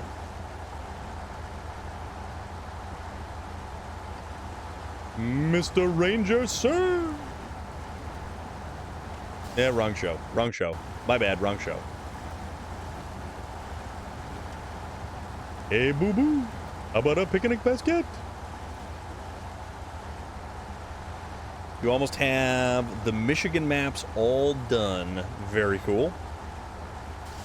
Very, very cool. Shamani, thank you very much. Aaron with the Viking Warhorn. What is going on? How are you doing? What is shaking? It makes it fun. It does make things fun. Like when you when you can say something using the voice of a cartoon character and somebody else is not expecting you to say things like that and they just kind of look at you perplexed, then you know that you've accomplished your job.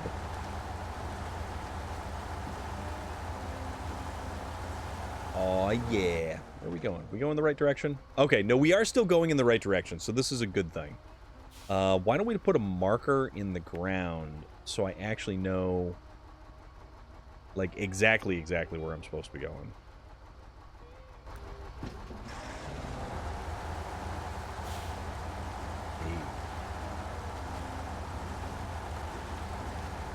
There we go. Yeah, we had some slight technical difficulties to start off the stream today. For some reason a breaker popped in the basement right when I had gone live, and I have no idea why. But then again, it's the summertime. Air conditioners are running. Not for me. I have a fan. I have 2 box fans to keep myself slightly cool. Because I only need to keep myself slightly cool because usually I'm always cool. And I have no idea how I said that with a straight face because it's damn near hilarious. I sound like an idiot. Well, that's just me. Oh, that's right. There's a repair facility up here. I think. No. Where's the repair facility? No, apparently we, yeah.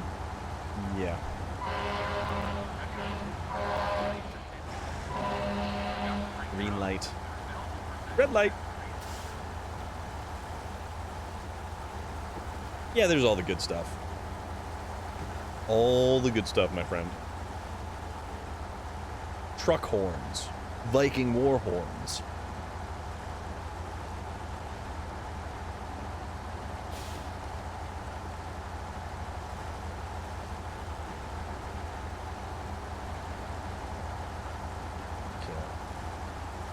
But I don't think I have the Ooga horn. The old school Model T Ooga horn. Uh-oh. Alright. Let's see if we can... Yeah, okay. No, we're good. We're good. We're good. I thought we were going to run into a slight issue with that, but apparently not.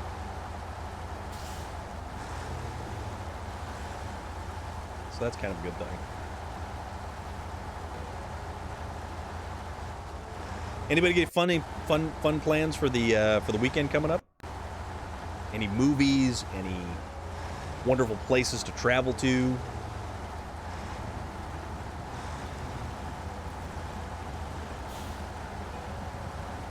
I would get in so much trouble doing your job if I could do the voice. I'd be tempted to say that so that Smart Alec Custer going off on. I have to go back to my old job selling propane grills. I mean, good. Also, you could simply just get fired for doing stuff like that. I have yet to. So that's kind of a decent thing.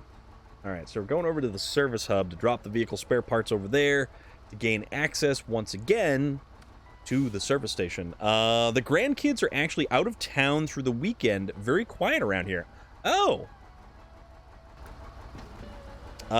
We have here national party called Johannes. It's like a midsummer party. Not midsummer like Midsummer the movie, because that would be slightly terrifying. Nobody needs to get sewn up inside of a bear suit. I mean, maybe they do. What kind of bear are we talking about here? Is it a polar bear? Brown bear? Black bear? Where are we going? I don't even know where we're going. Oh, we're going to the left. Okay, don't mind me. No, but no, Midsummer. That was a weird movie. Weird movie. But we had the summer solstice was yesterday. The longest day of the year. That is also when midsummer parties do take place. Hate the rear hitch trailers that have the front wheels.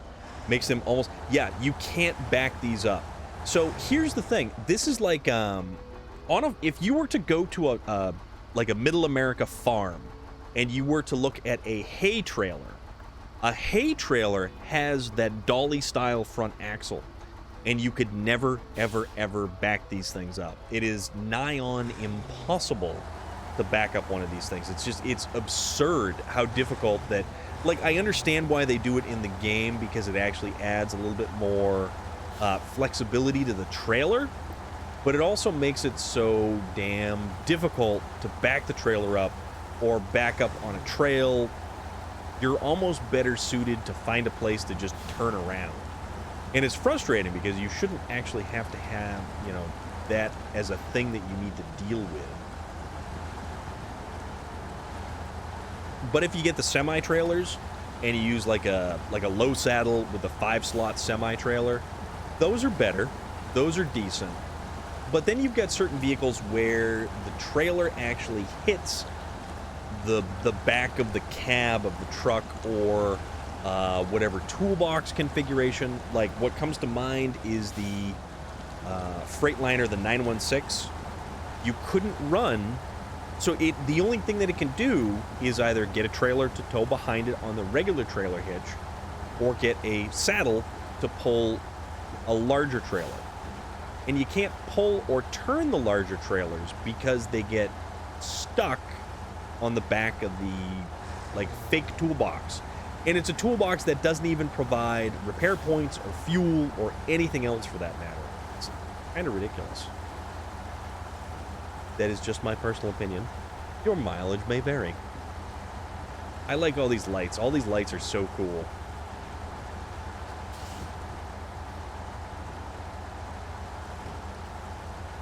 Alright. Almost there. Almost there. And it's funny, too, because, like, check it out. Wow, what a Oh, hey. great day for some off-road races, folks. Okay. So here's the thing. We're looking into this camera.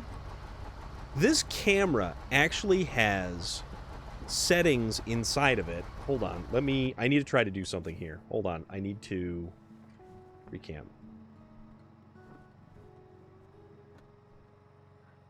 Okay. So if anybody's used a professional style camera, like a Canon or a Nikon, full frame or crop frame camera, tell me the symbols right up there in the back of that camera don't look like the display on the back of an actual camera like that. Some of the larger trailers, you can almost not get them into some of the warehouses. Yes, it's true. Very true. Alaska, if you try to actually use like an 8-slot trailer, bad idea. So, Shamani, do you see inside of the viewing lens of this particular vehicle? And TV, it's got an the f-stop is set to 5.6. You know, it almost looks like a Canon camera type of display, because I think they have TV where Nikon calls it something different, possibly. Exactly. Yeah, it's kind of wild, right? How nuts is that? I think that's kind of cool. I never actually realized that before.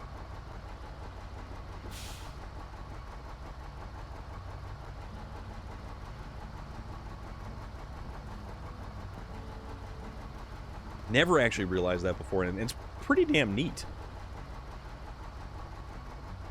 Okay. Let us get to the delivery spot. Oh, wait, no, that's not the delivery spot. Okay. So we... oh, okay. Nope, delivery spot's right up there. Okay. A little bit further. A little bit further. Exactly. That's what that was. That was the exposure meter that was up there. And I never noticed that until, like, right this moment. And thank you for confirming my suspicions, because it looked exactly like the back of my Canon camera. I've got actually a Canon, it's a 5D Mark IV. So I am a Canon fan. And it's sort of funny, too, because... yeah, like, the whole lockdown thing happened, and my photography just kind of fell by the wayside. I stopped being able to go places to take photos of stuff, and it was like, yeah, this isn't fun. This kind of is a downer. I had even bought a 7200L lens from... yeah, I went to Best Buy. I went to Best Buy to pick up an L lens. And it's an awesome lens, let me tell you. Those Sony mirrorless cameras, though, those things are good. Those things are real good. So let's make a delivery. Let's not make DiGiorno.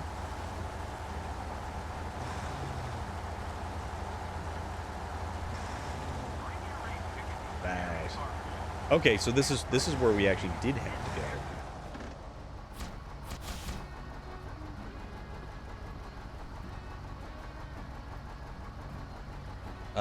You have that lens when you shoot Canon? Nice, nice, nice, nice. It's an amazing lens. It's an incredible lens. Alright, let's fuel up. And where do we gotta go now? So that's the repair station right there. Can we even go across there? Or no, you know what we have to do? We have to go over here and we have to cut back across to loop around over here. I need to take the effort and I need to, like, start doing things on the weekend with my camera. I gotta do more stuff like that. I gotta, you know, actually, I have the gear. Why am I not using it? It's just kind of there.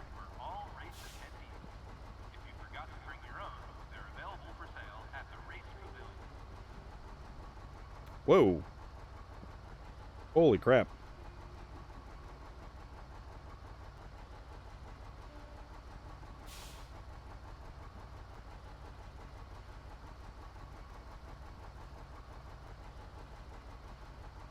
Right. Basically, my first job is an electrician, and second job is a photo videographer.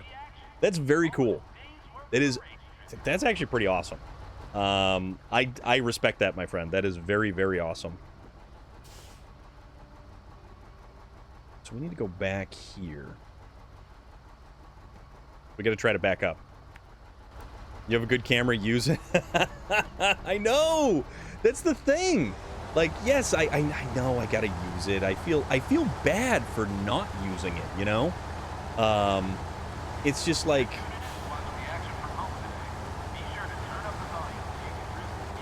The whole lockdown thing definitely had me shifting priorities. Like, I was employed for the most part through it. I was out of work for probably 6 weeks.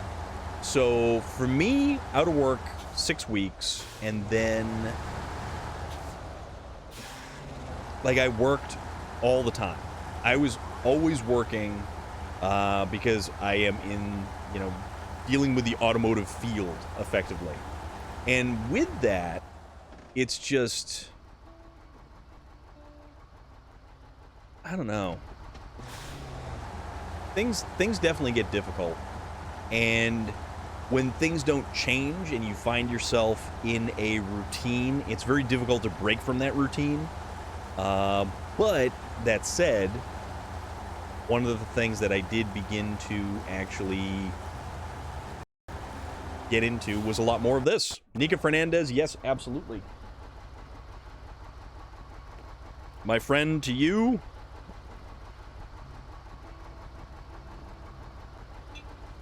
But, like, yeah, that's what led me here. The laptop I'm using was actually for all of my photography work. My Lightroom for processing all the photos and stuff like that. I've actually photographed a wedding, believe it or not. And I have a really cool photo that I took from a wedding that I did. And it's a really neat photo. A really, really neat photo. Just the way that it's framed, the lighting with it. Ogremar. To you, my friend. To you.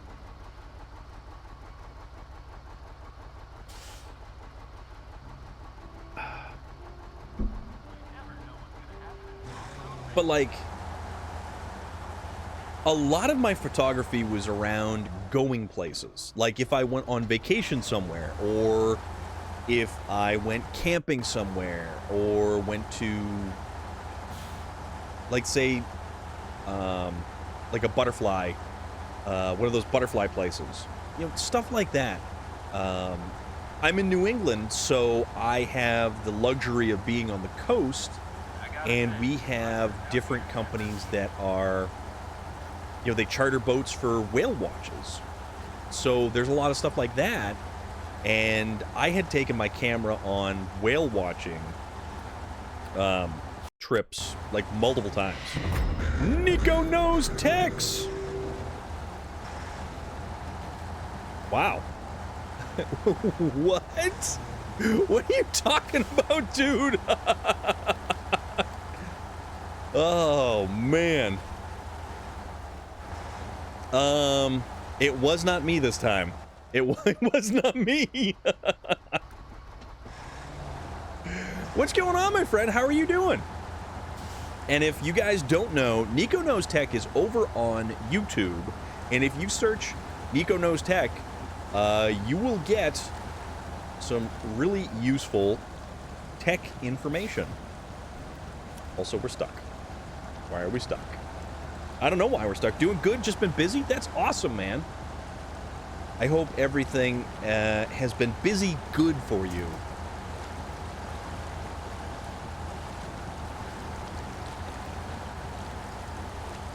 I can't say that I've been busy.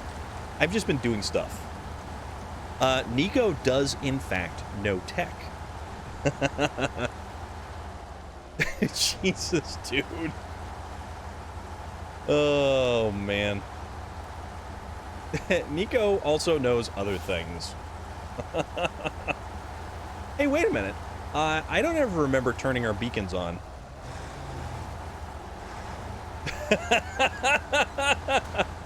Nope, I'm a fraud. I just do this to get NordVPN for free. You know what? Honestly, that's a really great scam, all things considered. Like, if you get... Yeah, if you... if you get NordVPN for free just by BSing people into thinking that you know technology, you've got a really good scam going on, and I fully respect that. Exactly, just like General Lee just said, respectable. Oh, it's great, dude. It's great. Man, I hope you've been... I really hope you've been doing well. I really hope you've been doing well. We're here. We're just continuing on, doing our goofy little stuff, playing our silly little truck games. Having fun. We've been having fun. We've been playing games, raiding out, talking to people, hanging out, playing more games.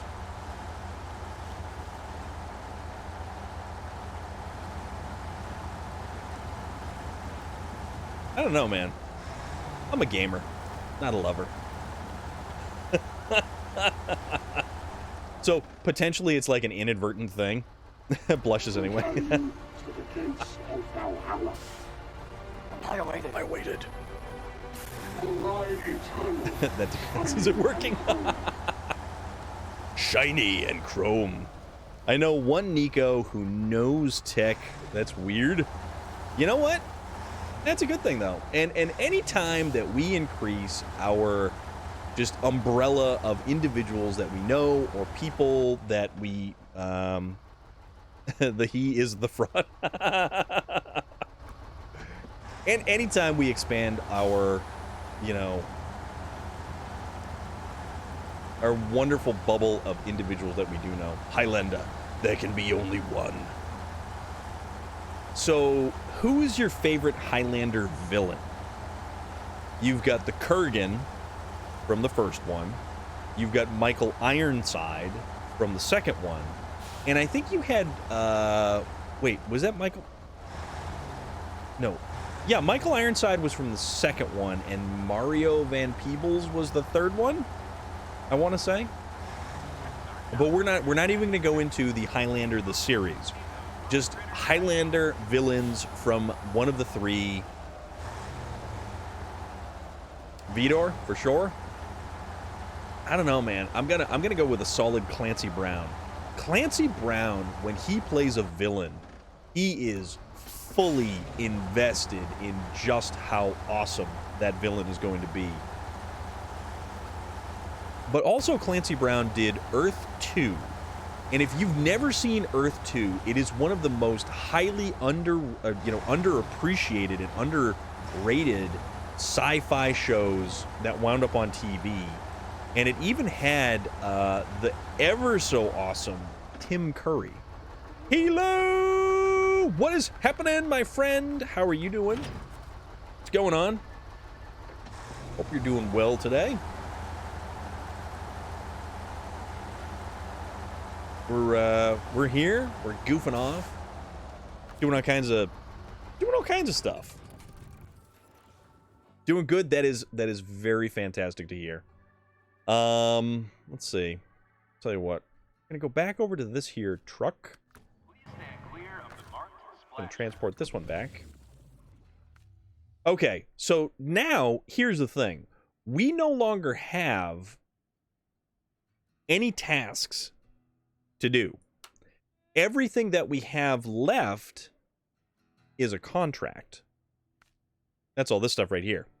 How's the trucking? Got stuck? No, actually, we've managed to recover the racing truck that we wanted to recover. Although, I guess you could say we got slightly stuck because we had a thing happen. Storm, I'm feeling pretty sick. I'm running a fever. Thanks for the stream. Good evening, everyone. Buenas noches, Storm. Take care. Nika Fernandez, get some rest. Take care of yourself. Get some sleep. Be good. And if you are not following Nika Fernandez, you really should be following Nika Fernandez. One of the nicest people around. A complete delight. Also plays SnowRunner. Also plays Skyrim. Also plays Fallout. And you know what? You can even learn Spanish too. True story. So, up by, give her a follow.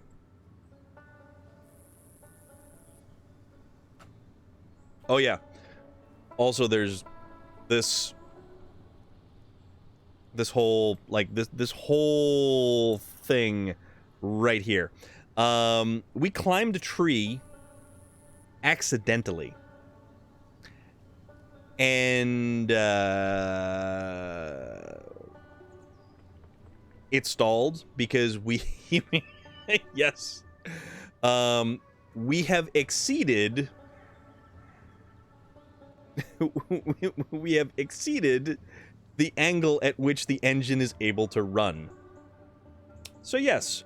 So when you say gotten stuck, maybe, or maybe it was planned.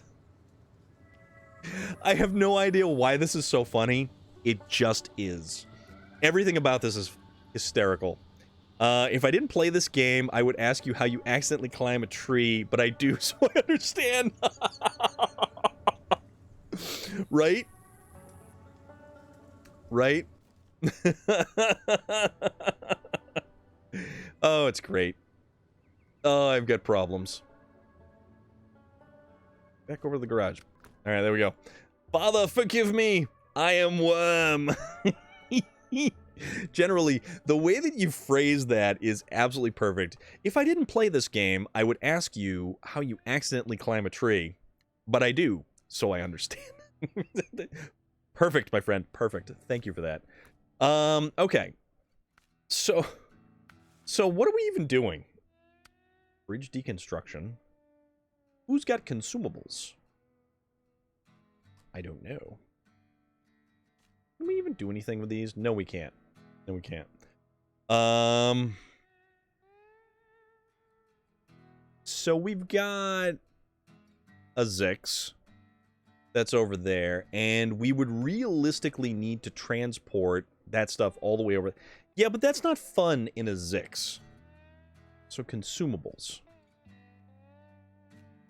Consumables come from here. Let's see. I am but a master of the phrasing. I speak good, unlike my brethren. Hilo, if that was a link, we do have links disabled in there, my friend. But if you would like to share it to the Discord, pop it in the Discord, because that is the best thing that the Discord is there for. Kind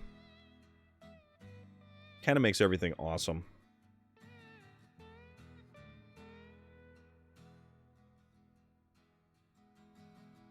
All right, so we'll go check that out. Okay. Oh, come on. Why are we not? Okay, there we are. Now we're cooperating. Posted in the Clips channel. Awesome. Awesome. Thank you. Deliver to the field workshop. H2 Scout. That's here. You know what? Actually, we only need to transport it to here. I think we can do this. All right, why don't we go... Yeah, let's go do this one. Let's go do this one. Let's use a vehicle with the... See, we get the race truck. We do have the race truck. And if you guys, or anyone for that matter, if anyone in here is interested in joining our Discord, that is the link to the Discord. We even have a food channel, so that is also a thing. And it's a fun way to keep in touch. If you want to shoot me a message throughout the day, I'm available on the Discord. I make myself pretty readily available for everyone. If you want to talk gaming, if you want to talk television, if you want to talk movies, music, food, vehicles. You are making all of the foods. What are you making, Tricky Boy? I definitely am very interested in this. Also, what vehicle are we using for our recovery effort? Well, there was this thing. We did have an issue the last time we took the Paystar 5600 out. It did not go well. We'll just say it didn't go well. You just joined? Yes. I saw that. Shamani, thank you very much. Super appreciate that. Why don't, yeah, you know what? GMC, the good old 9500. Let's take this bad boy out. I like it because it's so tall, and it's got these giant chrome exhaust stacks with the little flapper caps. I'm having a cookout, mainly brisket and burgers and sausages and hot dogs and steaks and ice cold beer. Oh my goodness, dude. That sounds amazing. That sounds absolutely amazing. If you at all feel like it, and you would like to take pictures of any wonderful meat product that you might grill on your grilling device, and you decide that you would like to put those pictures in the Discord, in the food channel, I wouldn't say no to that, because you know what? That is some awesome food right there. I have an uncle who went all the way down to Pennsylvania, and he bought a towable, so it's a massive towable smoker. And he bought it from the Amish. Owen, what's going on, my friend? How are you doing? Everything is good, including this truck that is currently standing straight up and down. Pay no attention to the kolob against the tree. Nothing to see here. Nothing to see. We're gonna pretend that that doesn't exist. We're just gonna keep driving. What is wrong with me? Everything is wrong with me. Oh man. It is absolutely fantastic this evening, as always. How is everything going in your world? Yeah, check it out, Hilo. So we get that. We get these guys over here. We get that one that's right above us over there. We get those in the background in the distance over there. It's cool, man. It's really cool. The fact that the sort of the background theme to Tennessee is all of these balloons, like the hot air balloons in the background. Like you definitely have themes to maps. So if you look in the Dawn region, it's very fall colors, very fall foliage. And one of the reasons why we actually did the Fallout 4 mod um, with the foliage is because I am in New England. I get to see stuff like that. And if you are in an area that experiences all 4 seasons and you get to see trees that change to vibrant, beautiful, bold colors, fiery reds and oranges, dark, deep purples, it's one of the most awe-inspiring things. I feel bad for the poor guy that had to place all the cones around the map. Yeah, mostly because we're going to knock them all down, too. So it is unfortunate. I'll try to keep the people out of the pictures. I'm having a very, very adult party without shirts on. Ah, it's all good, man. Yeah, but just food. We're just interested in food. But if it doesn't work out, that's totally okay. And I fully understand that. And it is awesome that you are having a party with all of those people. And enjoy yourself. Enjoy the hell out of your party. Also, I love brisket. I used to be an Brisket adventurer is... like you, and I took an arrow in the knee. It's true. I live in a 2-season place. Oh, man. That is unfortunate. I just started to follow also at Instagram. There's some of my pictures if you want to check those out. So absolutely, I will definitely check that out. Only summer and fall. I am lucky enough to experience all 4 seasons. Well, I can't say that I'm lucky. Some of the seasons are less thrilling than others. Although, as a Swede, I think you're a day early with your party. Oh, yeah, Shamani, was it? Yeah, Shamani, you were talking about somebody was talking about the other party for Midsummer that was occurring this weekend. Midsummer Eve tomorrow.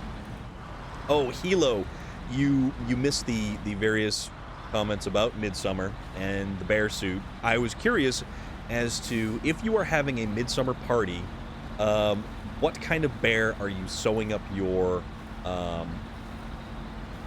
what kind of bear are you sewing your sacrifice up into? Celebrating my best friend's divorce. Want to have him? Oh, you know what? Awesome. Tricky boy. Those are important. Those are important things. Sometimes from an outsider perspective, you see a divorce as a very negative and a very bad thing, and it can be. But it's also an ability for people to change their lives, to experience life differently again, and that's a big deal. It is a big deal. The holiday for dancing around a huge fly. Hilo. You have a way with words, my friend. Thank you. But, like, a divorce party is not a bad thing. And sometimes you will see people celebrating the fact that, yes, they did get divorced. I am in a place with 8 seasons because the Great Lakes caused the extra 4. Yes, they do. It's true. I mean, it's literally what we do. I mean, hey, man. Go with what you know, right? Rest it. No, they were dead trees. Like, these are this little... I think it's dead. Alright, I might be able to knock that one over if I ran into it. But we're just gonna keep going this way because we've gotta see a truck about a ramp. Or a ramp truck about a truck. Or ramping a truck. Something. Slightly deader trees, yes. Absolutely. I went to Michigan a couple of years ago. Lake effect snow is a real thing. Oh, yeah. Can't be fun in those balloons with the rain. I mean, you never know. Actually, it hasn't rained lately. Well, no, it rained a little bit. I'm still curious to see if the soft top leaks in the Jeep. I have no idea if it will or not. I'm hoping it doesn't, because that would be unfortunate. Oh, man, that would be really unfortunate.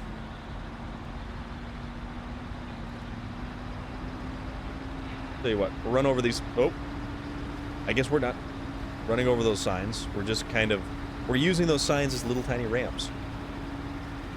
It's gloomy out here. It's... Wait a minute. Oh, that's right. You know what? I think we took the long way around. I think we definitely took the long way around. It's not the loader. It's not the top itself. It's not the canvas. That's all waterproof. It's the actual, like, attaching points. This doesn't make sense. Why does almost every streamer I know drive... So... Funny thing about that, generally. Well, I also have my Camaro, so I'm not like every other streamer. So we'll put that... We'll put a pin right in that one right there. I have a Camaro. It looks like Bumblebee. Love the damn thing. Not getting rid of it. But I also have a Jeep because it's lifted and it's got big tires. And that's why I traded in my lifted Trailblazer with big tires. Because it had bigger tires on the Jeep. And I'm kind of okay with that. Alright, let's go this way. Alright, carrying on. Because I probably wasn't paying attention to the direction that I was going at, but that's fine.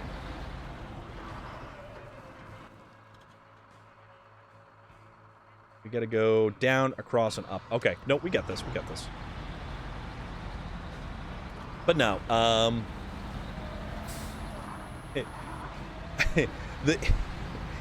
it could have been a Nissan Xterra, okay? Car tires are actually one giant molecule. Really? How do you... So, wait, no, time out. The rubber part? It's one... How is that one giant molecule?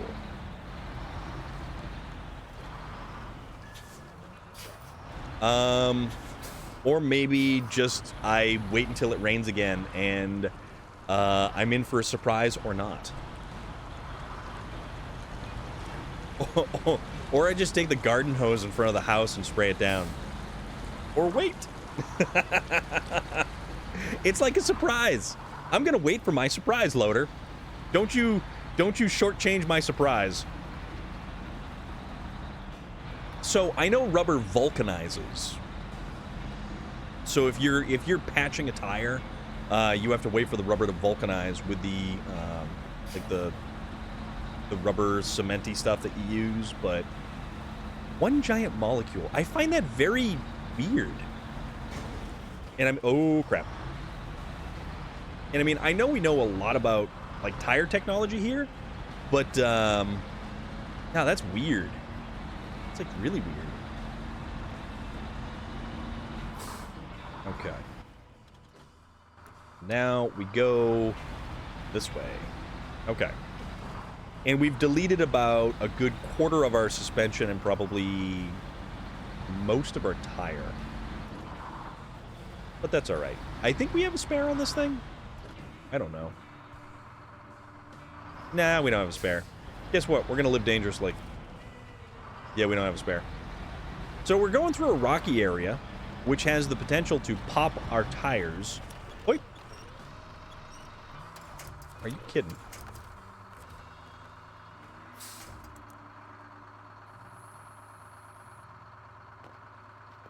Are you kidding me? So the only...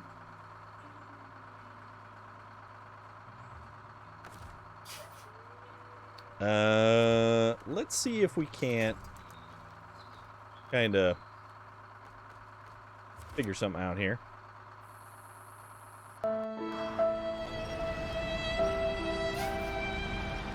Alright, come on now. Yep. And engine failed. So, apparently, the tires were the least of my worries. Who would have thought? Let's see. Where's this guy? This guy's all the way over here. He's lonely. He's also got almost no fuel.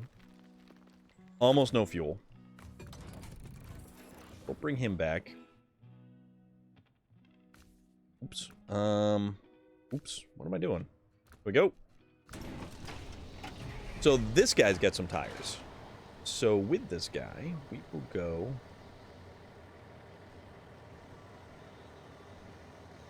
over here.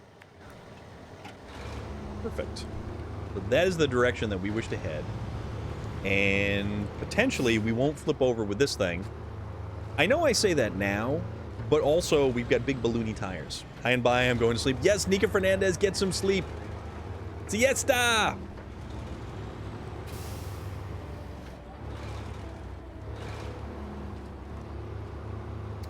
Mountain Lion, thank you very much for that. I've said it before, I don't know if it was in this chat, but I want to meet the dev that decided that grass was a winch point and punch them in. I don't think it's the grass as much as it is the weird little... They're sticks. There's sticks on the ground, and they are awful for winch points. Or, but I know what you mean by grass. They're awful pieces of just this stuff. It's stuff that we basically just mow right down.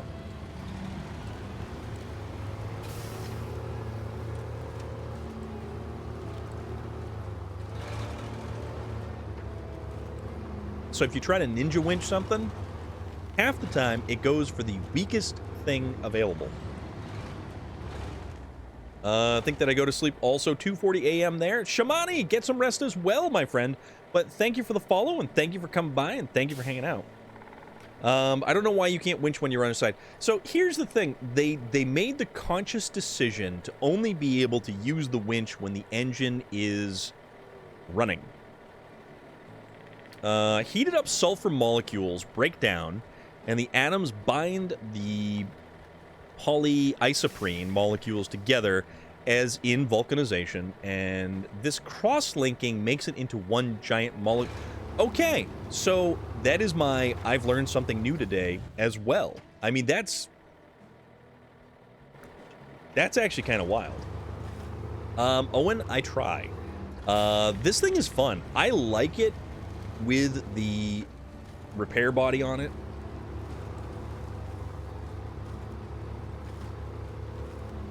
So, as I was saying, Grim Reaper, they treat the winch as it's like part of the electrical system of the truck, I would imagine. But some of the scout vehicles, and there is one or two of the Tuz vehicles that actually have an autonomous winch. Chemistry is crazy. Just ask Walter White.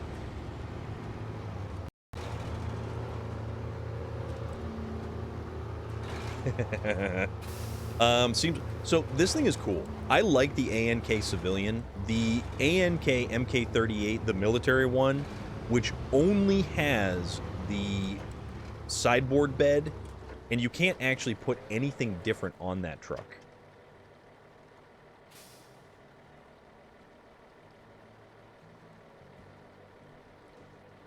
I kind of wish I could turn these off right here. Like these little indicators of what I have and what's going on and whatnot. Because sometimes they just get in the way on the map. This thing has... Uh-oh. And see, there we go again.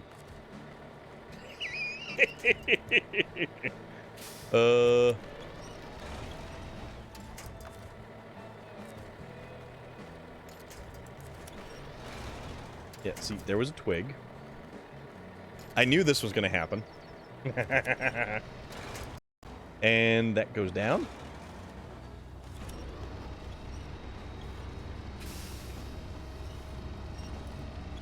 Loveless Pond. So nice to see you, my friend. I hope you're doing good.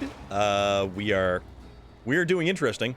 Also, vulcanized rubber was an accident. Charles Goodyear had mixed together sulfur and rubber latex and then managed to drop it on a hot stovetop. The truck is stuck. Yes. Why was there a hot stovetop in the lab? Who knows? It's also like the 1800s. That's why there was a hot stove in the... I mean, he had to make his like... No, they probably didn't even have bread back then. Or, like, they didn't use bread for sandwiches. So they ate, like, gruel or whatever the hell it was. The 1800s old people. There was no OSHA. There was no safety stuff. There was nothing like that. All right. So, back again for another vehicle. What are we going to use for...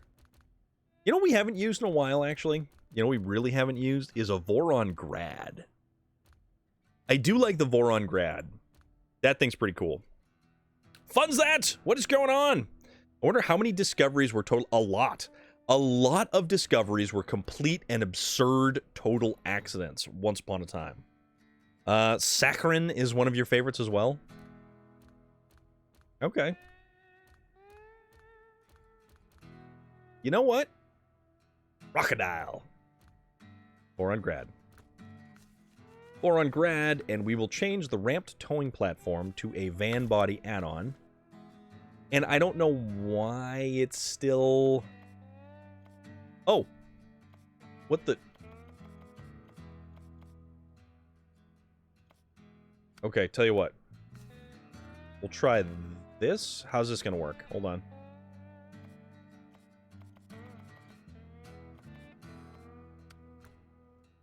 And it's still yellow. Then it's still yellow.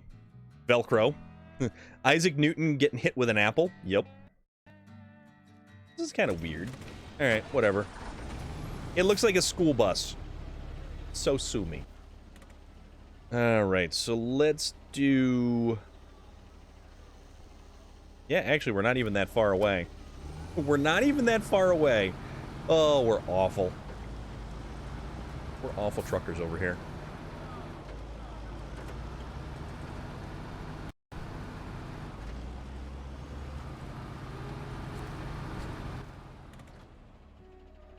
See if we can't make it.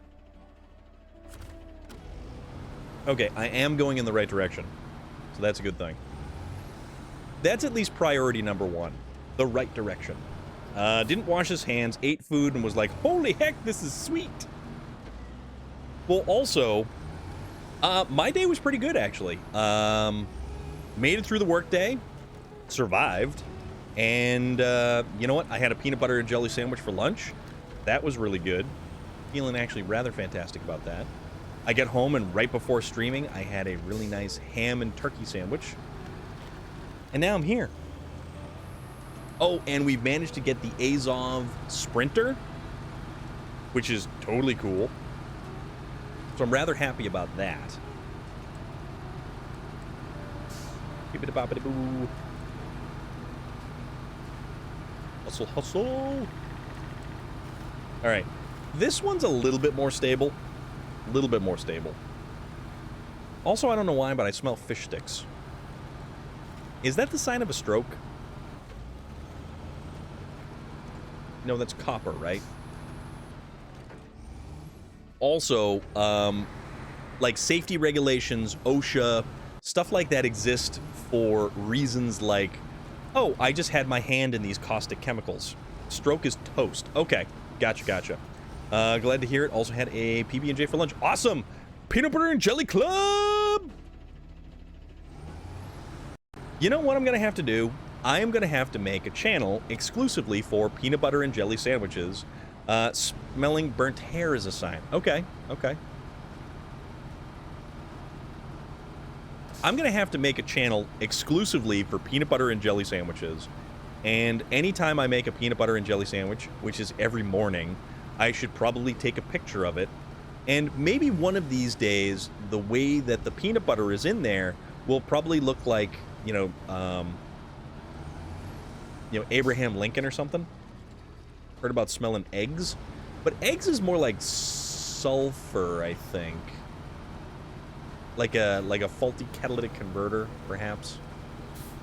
All right. So let's get this bad boy back on all four tires. And I don't know now if I want to continue with him or with this really fancy, nice Azov. And then we just kind of back up. And look at that. Back on all four. This bar near my house has a PB&J burger that is 10 out of 10. Dude, how do you make a peanut butter and jelly burger? Also, I had thought that I had kind of wanted to cut up... rotten egg is hydrogen sulfur. Yes. I kind of wanted to cut up a banana and add that to my peanut butter and jelly sandwich this morning because there was some bananas kicking around. So that was the thing, too. Ugh, I find myself, like, I'm constantly creeping down in the chair just because I keep getting more and more comfortable. And it's like, if that happens, the Galaxy Defender! Good to see you! How is everything? Hope you're well.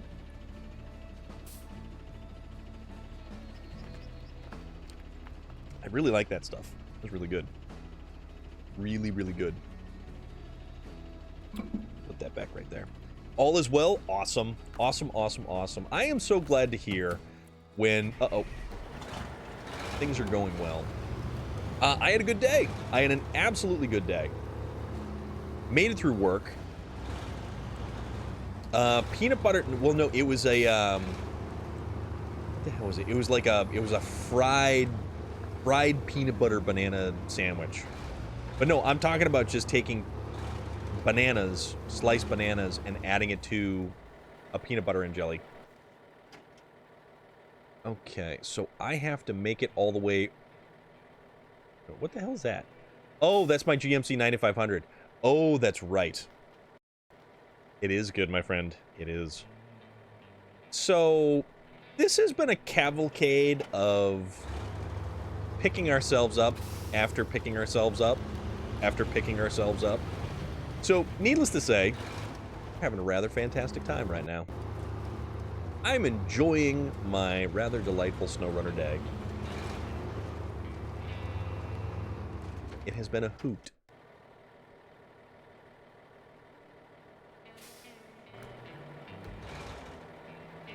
You just subscribed, SnowRunner? Yes. You got a new PC. Awesome. Awesome, awesome. What are you going to be doing with your new PC? Is it for work? Is it for school? Is it for just basically gaming? Like, what are you doing? If you haven't gotten stuck, you're doing it wrong. If you haven't laughed hysterically at some of the tomfoolery that occurs, you're doing it wrong. Streaming video games. Awesome. What are you usually playing? Also, there's rocks here. Not like Roxanne. I'm gonna put on the red light. Roxanne. Alright. There we go. Hibbity hop. Right on up. SnowRunner, Forza, GTA, God of War, Golf. You know what? Galaxy Defender, I hope you know that our Friday nights are for Forza, and if you want in, you have a spot. So, and anybody who wants to race with us on Friday nights, if you want in, jump on in. There is plenty of room. The more the merrier. We usually do off-road. And typically it's A-class cars, so anything performance index 800 and below, and it makes it pretty good racing. Posted some stuff on what I'm making in Discord, just what I've been making for the past 6 hours. Getting it on Monday. Awesome, awesome, awesome.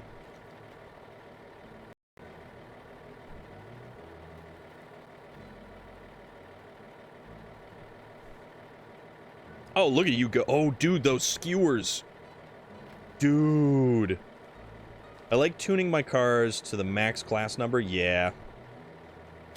All right. Tricky boy. That stuff looks awesome.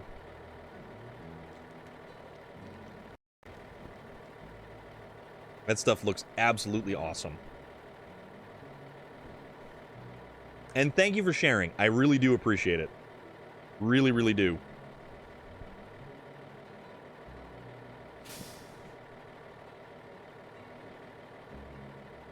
And I'm just going to reply to Shamani because, you know, just because.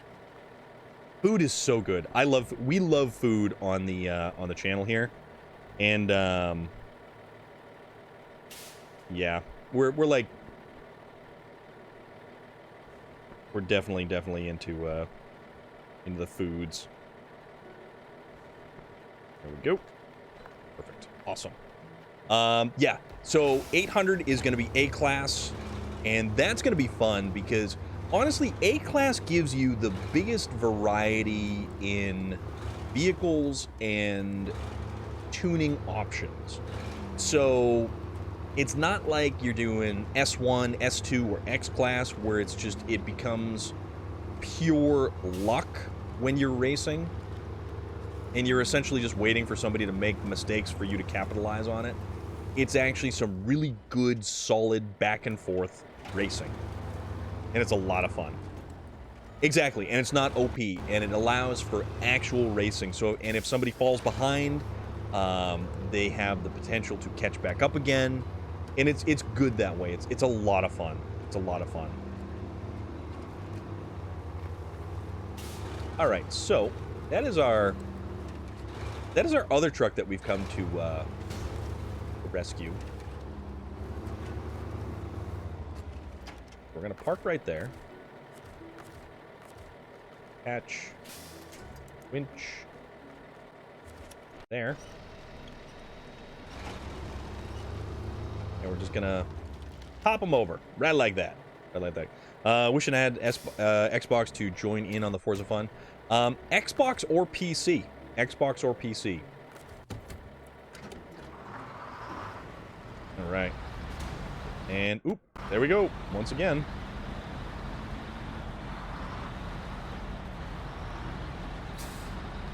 Perfect. There we go. But yeah, my coworker had been on me constantly about playing Forza, getting an Xbox, and I was finally like, okay, I'm getting an Xbox because of the games that are coming to the Xbox. Essentially, everything that is Bethesda is only going to be coming to the Xbox. We've got the new Dark Tide that's coming to the Xbox. There is the new Hellblade. You only have the PlayStation right now? Okay. Well, we're on PlayStation right here, so there is always that as well. I prefer the PlayStation. I really honestly prefer the PlayStation over the Xbox. And with the changes to the PlayStation Plus and the fact that they're trying to make it more like the Game Pass, it is becoming far more appealing. Although the access to the older games that you can get with the Xbox Game Pass is very, very substantial. Alright, so what we're going to do, I think, is we're going to turn around here, and then we're going to kind of back up.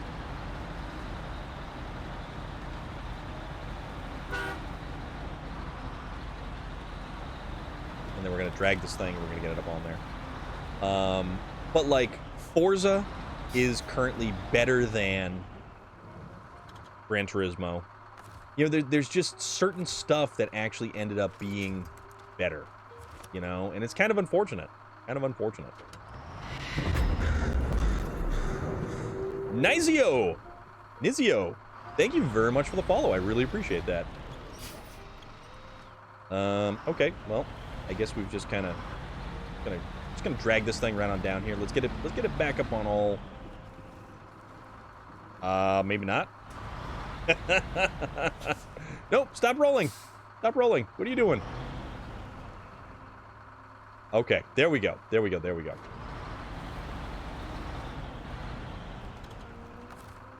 All right, let's see if we can get this thing back on the truck here. And for some reason, they call the flatbed an evacuator, which I think is kind of weird. But who knows? Maybe I'm the one who's weird. Don't answer that.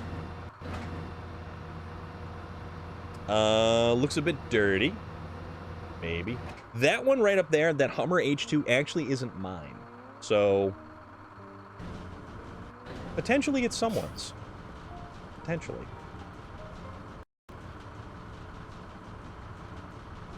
Alright. Pull the winch. Oop. So we have a specific winch point right there. It got the Jurassic Park treatment. Yes, it did. Oh, you are not kidding, my friend. Let's see if we can't kind of Oh, bother.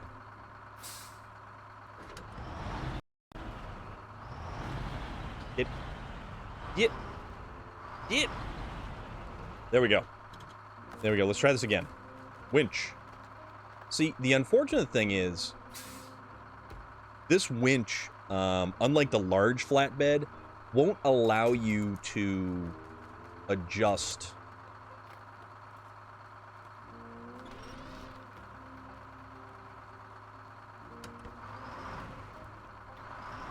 Come on. Turn to the side just a little bit. There we go. All right, we're getting there. I got this. I mean, you never know. All right, come on. Pull, pull, pull. I know, right? like I'm sprinkling like a little bit of bacon, trying to get the Hummer H2 to kind of cooperate.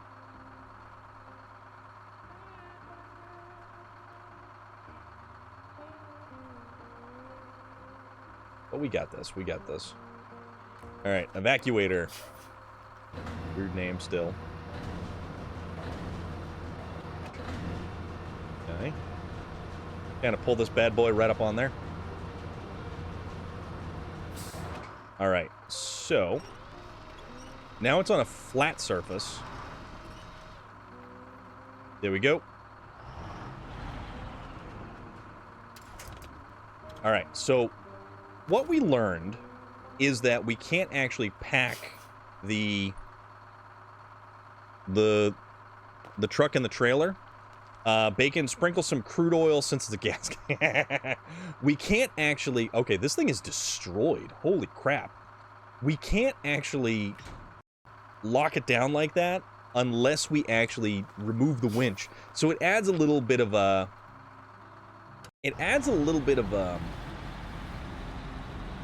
tension, if you will. So now, it's all blocked down. We got it. We're good. And now we need to get this back to the field workshop. Is the target destination. Not like a Target department store, but an actual, like, the place that we need to go. Target destination. I haven't been into a Target in a while. I like Target. I like Target over Walmart. It's like... Ooh, crap. Target wants to be Walmart's upscale cousin. Okay. So we just have to get this down the hill and across over here. And with that, we can actually kind of repair this thing. Target is so much nicer, but it's a lot more expensive. Yeah. Yeah, I'll agree with that. Yep. Where's our road? Oh, there is no road. Also, I surprisingly don't have a Walmart near my house. Interesting. Walmarts are usually everywhere. Like, I've actually got to go a little bit to get to a Walmart. But there are, within a half an hour's time, there are so many Walmarts available in the area, it is obscene. Oh, crap, we blew a tire. And our suspension.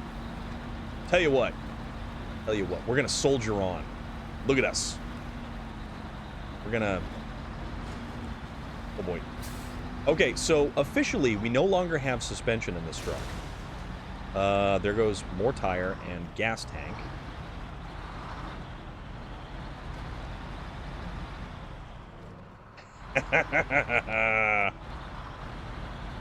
All right. So we're low riding right now. We're low riding. Oh, crap. 20, 30 minutes away. There's always some nonsense going down. Last time I was there, 3 people got tackled in the parking lot by police for stealing. Hence why I just go to Target. Okay. That totally works. Totally works. So one of the things about having no suspension is that our gas tank basically drags on the ground. also, this handle's really weird.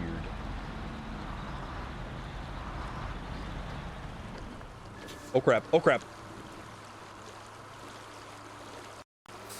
It's... Oh boy. The biggest mistake a town can make is to tell Walmart they can't open there. They just open on the border and the town gets no tax. Yes. It's a lot of shenanigans that stores like that tend to actually engage in. Felt like I was watching Paul Blart in real life. Oh man, I love that movie. Okay, fun fact. Paul Blart Mall Cop, the first one, filmed in Massachusetts at the Burlington Mall. Mountain Lion, yes. Way too close. Mostly it's because this truck isn't even driving like normal anymore. So even these little boards are beginning to hang it up and causing it to kind of like get tossed around a little bit. I've effectively just like completely... Oh, okay. So it's one of our left rear tires that are blown out. All right, come on now. You're so nervous? I mean... If I was an intelligent human being, I would have brought the service truck over and we would have repaired this truck with the service truck. But I am not an intelligent man. And I like to live by the seat of my pants. Or fly by the seat of my pants. Live, fly. We're doing things. You know? Making it happen. Guess what? I'm that tow truck driver that gets the job done. Even if the cost of the tow does not recoup the amount of damage that I've done to the vehicle. So that's a thing, yeah. My intelligence spans only towards computers and food. You know what? Those are two worthwhile endeavors, my friend. Okay, stage complete. So that was one. The other one that we have to recover is a Tuz Scout. I did make it. Well, Hilo, I wouldn't exactly go as far as to calling this one piece, my friend. This is a bunch of different pieces, and some of those pieces are actually probably dragging around behind me. Also, let's dump this guy off right here. So let's unpack the truck and trailer, and then we will control the evacuator. Handbrake is on. All right. Let's get this thing out of there. Great success. Great success! Come on. Come on. There we go. And there it goes. Mostly one piece. Okay. In those two regards, I'm a super genius. Everything else, I'm quite a dumbass. Tricky boy. Thank you. That's all good, my friend. All right.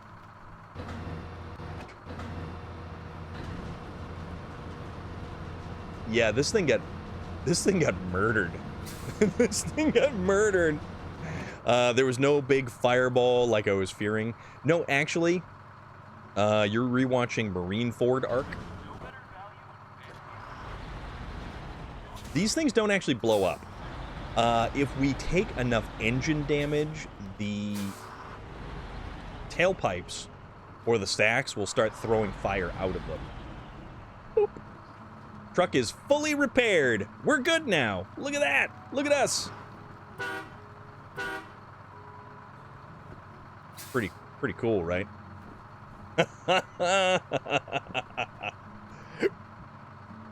I'm feeling pretty good about this. Not gonna lie. Not gonna lie.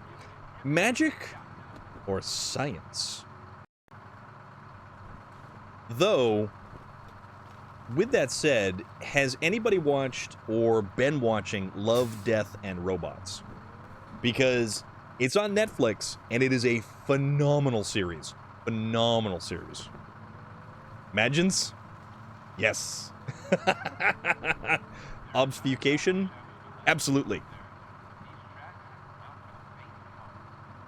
Illusion? 100%. No, but I've heard of it. completely worth watching.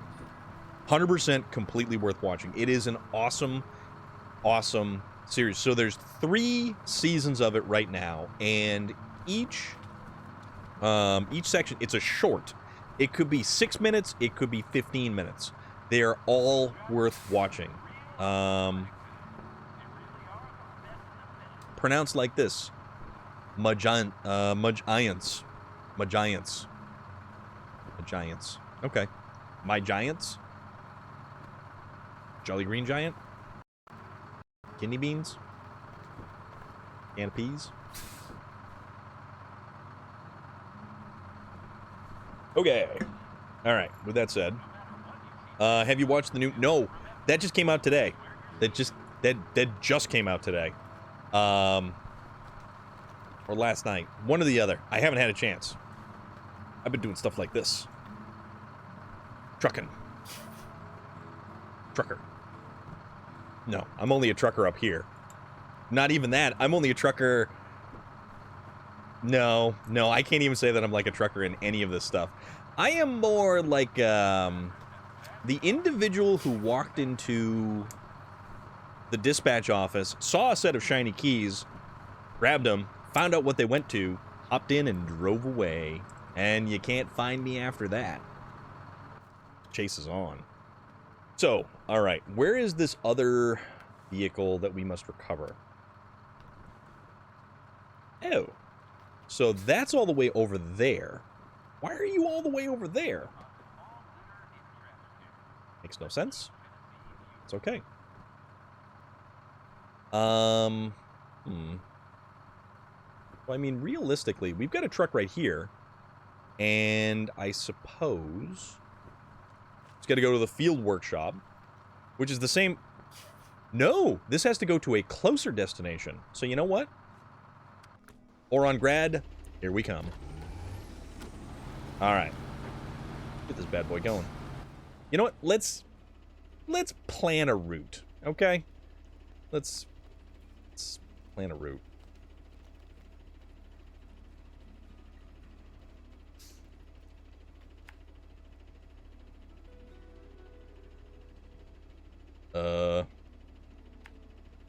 Okay. There we go. There's our route. There's our route. Okay. All right. Continuing forward. Ever onward, ever upward. I kind of wish I had David Attenborough here to narrate just the awfulness of my experiences in this game. And just how much of a clown I am at driving. Clowns would tend to be funny, though. No, but, Loader, I do plan on watching that. So, here's the thing. The new Doctor Strange, that's on Disney+. The season finale of Obi-Wan is on Disney+. Ms. Marvel is on Disney+. The new Umbrella Academy is out.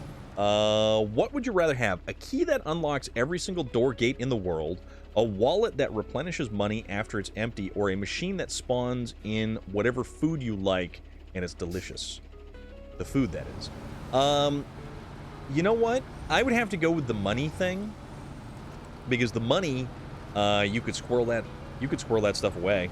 And oh crap, oh crap. That was almost a very bad oh crap moment. But we made it. Season finale of Obi-Wan. Didn't it, like, just start? It's only, like, 5 or 6 episodes, apparently.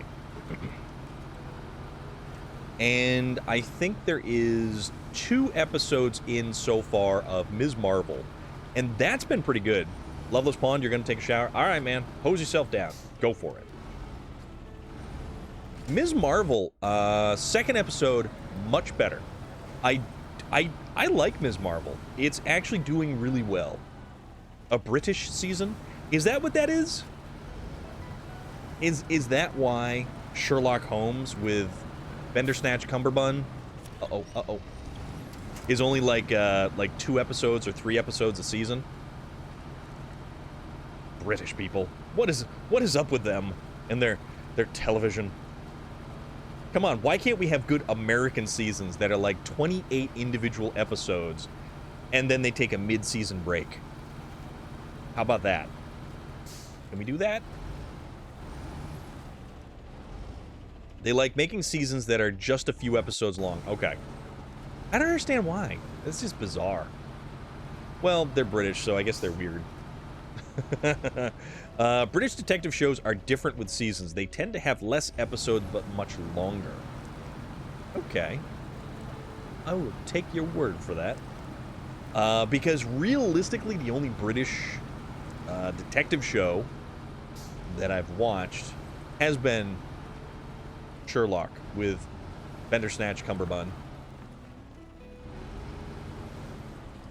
who is quite delightful as Sherlock, actually. And probably we won't see him back as Sherlock because he's way too important as Doctor Strange. There's actually a really good example, the comedy series Allo Allo. Did I say that right? Is that how that's pronounced? Allo Allo. One season of it, like 5 or 6, was commissioned for US TV for some reason. So it has like the 26 or so episodes. But all the other seasons have like 6 episodes. Okay. Because yes, us dumb Americans, we ruin everything, even television viewing. Confusingly, it's pronounced the French way. Ayo, ayo. Ennui. Jean-Pierre. Fromage. I don't know. I have no idea how the French would be. You don't mind Benedict Cumberbatch? I think he's pretty good. I honestly think Ben and Jerry's is pretty good. Ben and Jerry's Cumber Sausage. Allo, allo. Allo, allo. Allo, allo. Like aloe. You know, like the stuff that you put on your skin. Aloe. If you get a little bit of a burny burn, you get some aloe. I don't know. I try to realistically pronounce everything correctly. Like, if you see me working with, you know, Twitch names and stuff like that, I want to say them correctly. If you see Nika Fernandez in the chat and she says something in Spanish, I want to say it correctly. Because I don't like to make fun of... Okay, no, I completely like to make fun of other people, but it's not that I'm being malicious about language at all, because I don't think that's right. Also, anybody who can speak more than half a language is way up on me, so there is that too.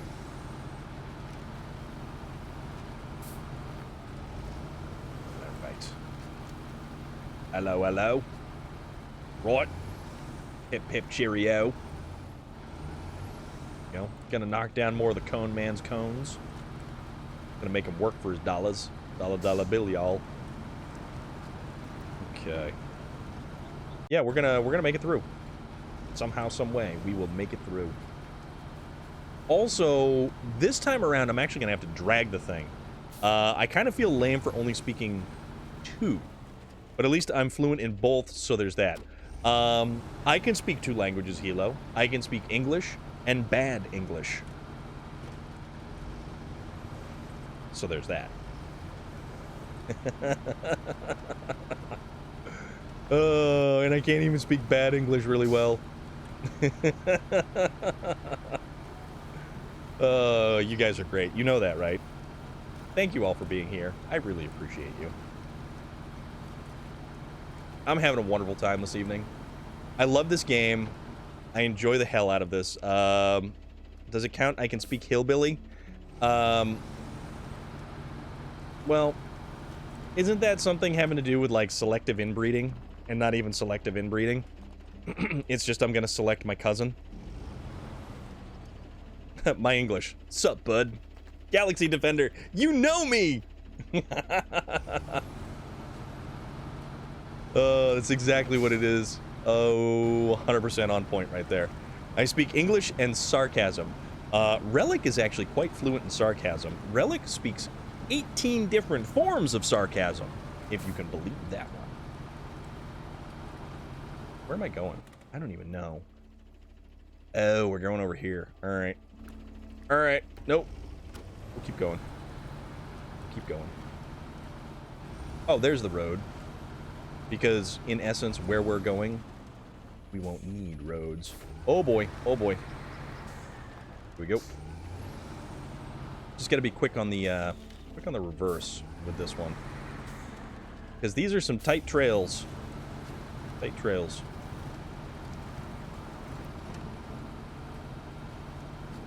We should have probably used a less top-heavy type of vehicle. Oh, and there it is. Hilo has very, very good English. He can understand me even when I start to get a bit more dialecty. I like your use of dialecty. That is a fantastic way of using that word. At least mostly, it's a bit tricky sometimes, not gonna lie.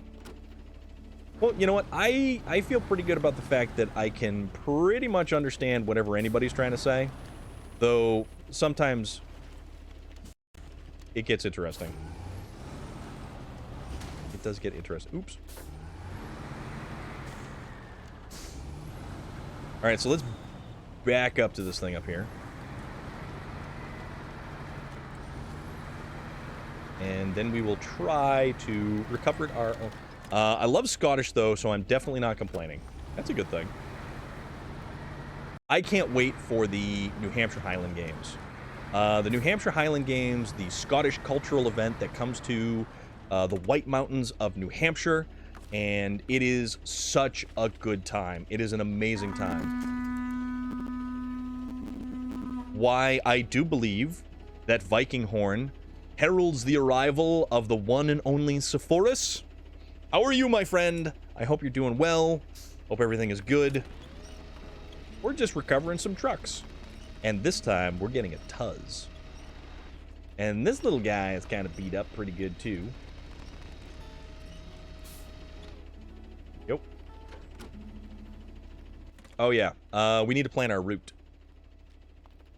Ish. Oh, no. We can just kind of... Hold on. Yeah, we can totally do this. I think. Maybe. I don't know. It's hit or miss. It's hit or miss. Okay. Ever onward, ever upward.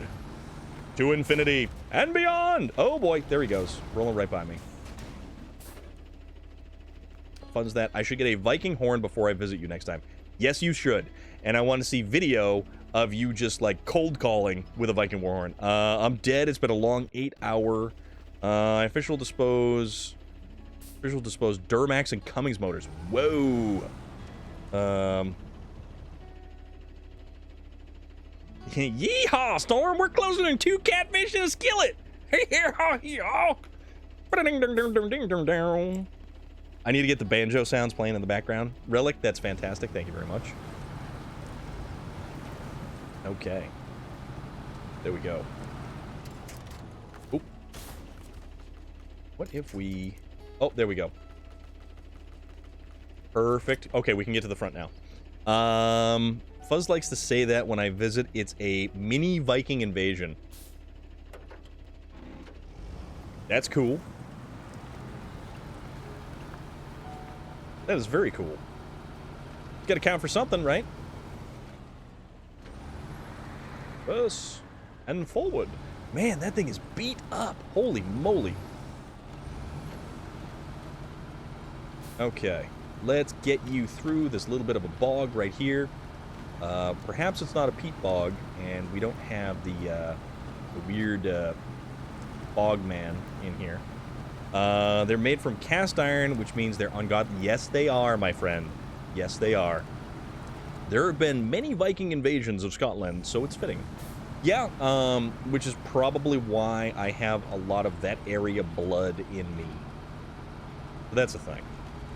Scottish, German, that area of the world, really. Viking World Tour. But, Sepphoris, are you enjoying your new... This is the new job, right?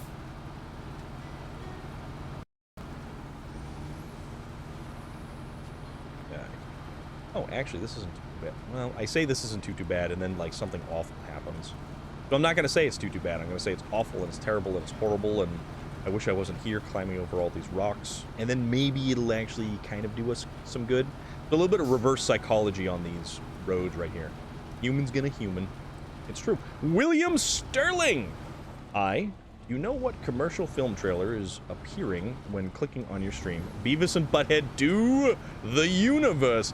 I could not be more thrilled, Mr. William Sterling. That is fantastic, and I appreciate you letting me know that. I feel honored and privileged that my stream is preceded by Beavis and Butthead Do the Universe, or a commercial for it.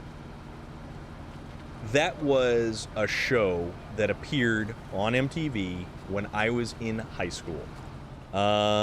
If it hadn't been popular to go looking for new places, being like, this place is nice, I want to live here, and maybe some inbreeding with the locals, we wouldn't have left Africa in the first place. Well, yeah.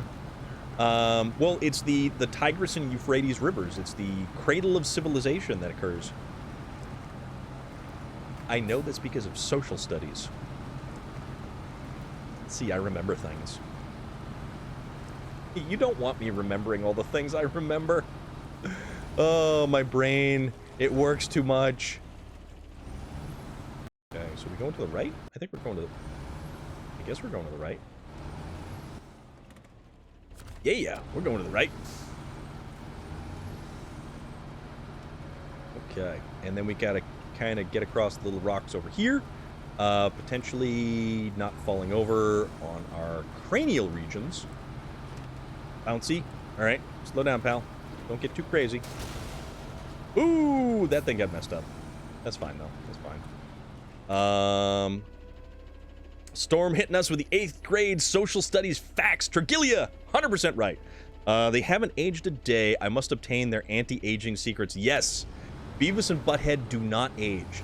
Beavis and Butthead are also responsible for one of Massachusetts' musical sons, so to speak. Rob Zombie, ladies and gentlemen. Rob Zombie rose to fame due to Beavis and Butthead being so completely into their music. I know a rolling pin that can solve your brain problems of thinking too much.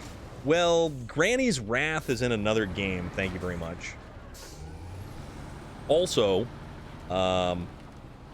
in Skyrim, we still have the fork that we must enchant. And we must make it very good. Okay, back up. Never knew that? Well. Oh, crud. Went the wrong way. Alright.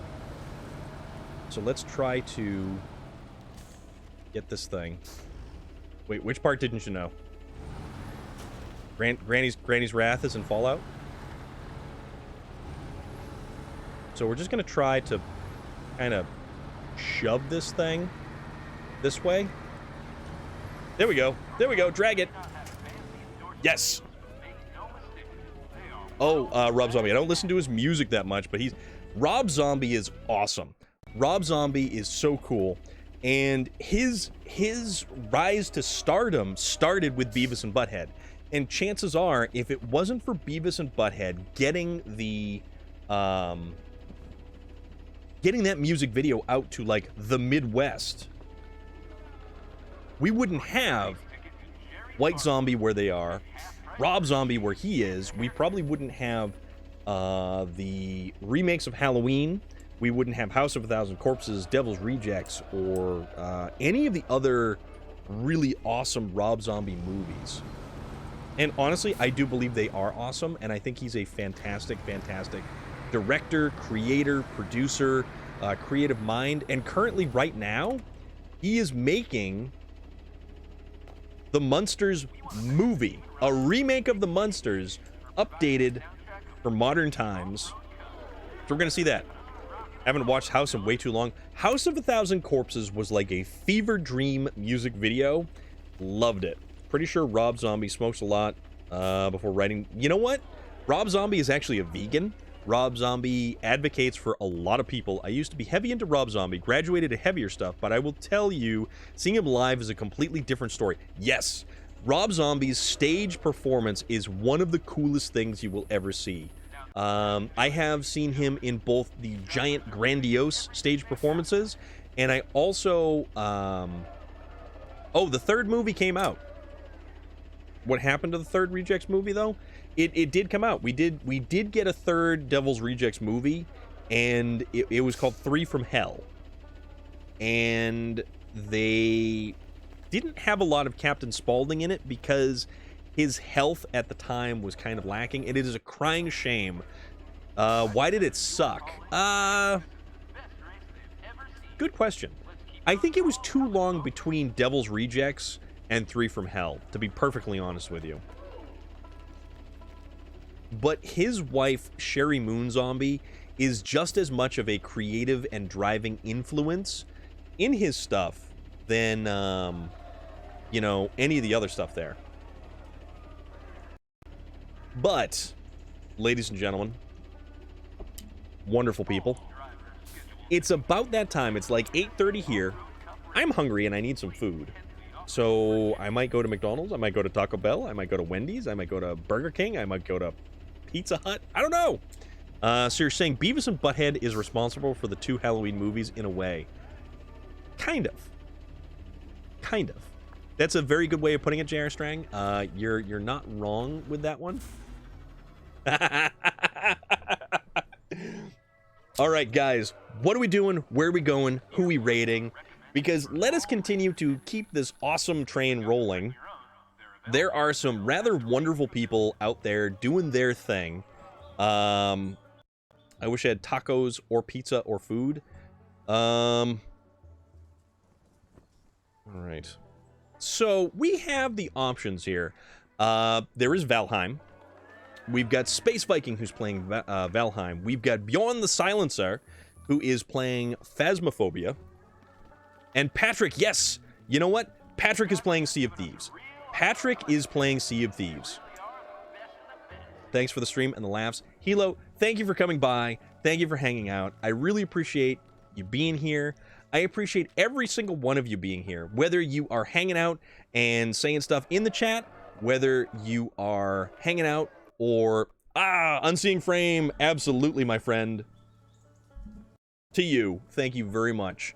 Whether you're lurking in the background, just kind of enjoying, chilling, kicking back, Patrick is absolutely great. What about a raid KFC stream? Ooh, sandwiches, sandwiches, William Sterling, sandwiches.